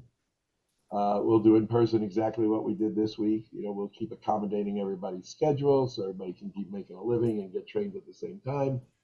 And, I'm not asking anybody to leave their jobs. I will let you know for sure when we're 2 weeks out of you guys earning tips. Is that good?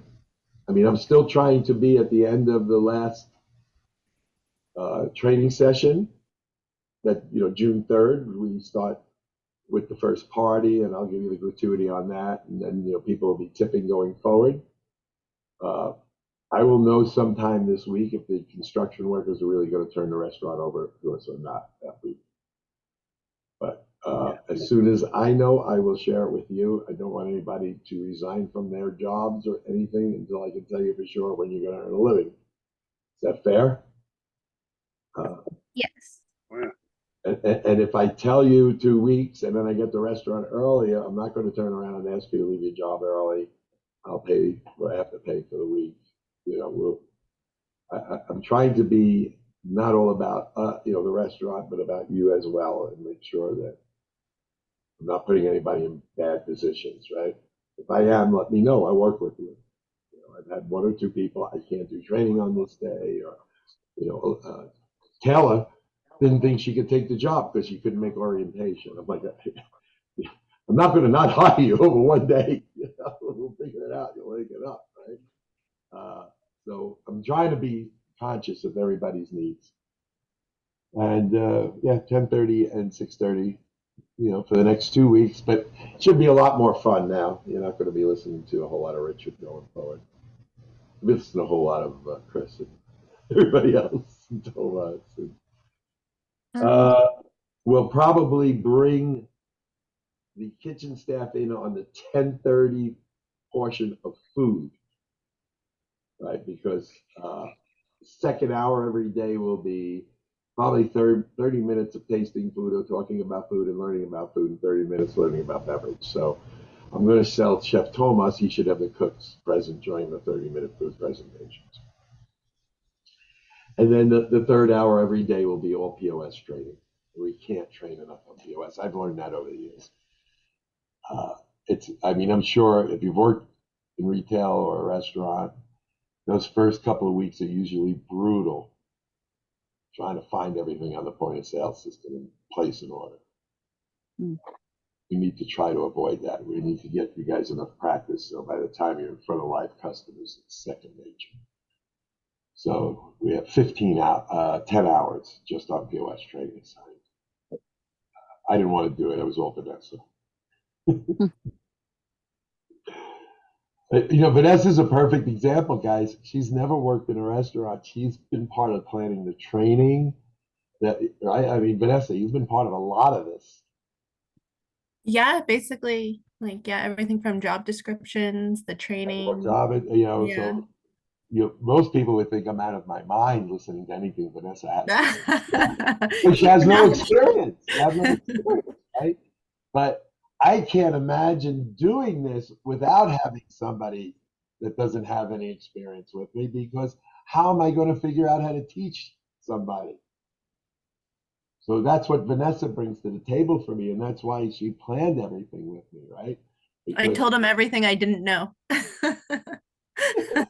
Which was everything. So, but that should be our process for everything, Like I said, you guys know things I don't know. I need to know what you know. So hopefully I know a couple things you don't know. But it's got to be a good exchange. Craig, you got a beautiful ear.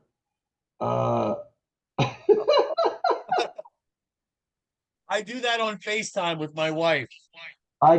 Angelina, you got 3 minutes for your words of wisdom today. Okay.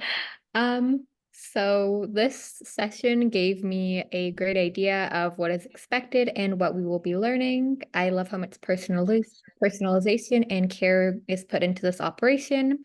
I also love how in every session, how much emphasis is put on what true hospitality is and how we have the power to shape people's emotions and lives through it. One of my favorite hospitality quotes is, "Customers may forget what you said, but they will never forget how you made them feel." And I am really excited for what is to come. I like that. That's my takeaway. They might not remember what we said, but they will remember how we made them feel. That's another great definition of hospitality. That's a good one. I'm going to steal that one, Anthony. Great job. All right, guys. Have a good weekend. I'll see you Tuesday. Bye. Bye. Hey, thank you. Tuesday. Bye. Managers on Monday. Everybody else Tuesday. Tommy, you're welcome to come on Monday and meet the cooks. Always, you're part of the but it's all up to you, buddy. All right, guys? Oh, anything? Bye. Peace out. That's it. Bye, guys. Bye. Bye, guys. Thanks.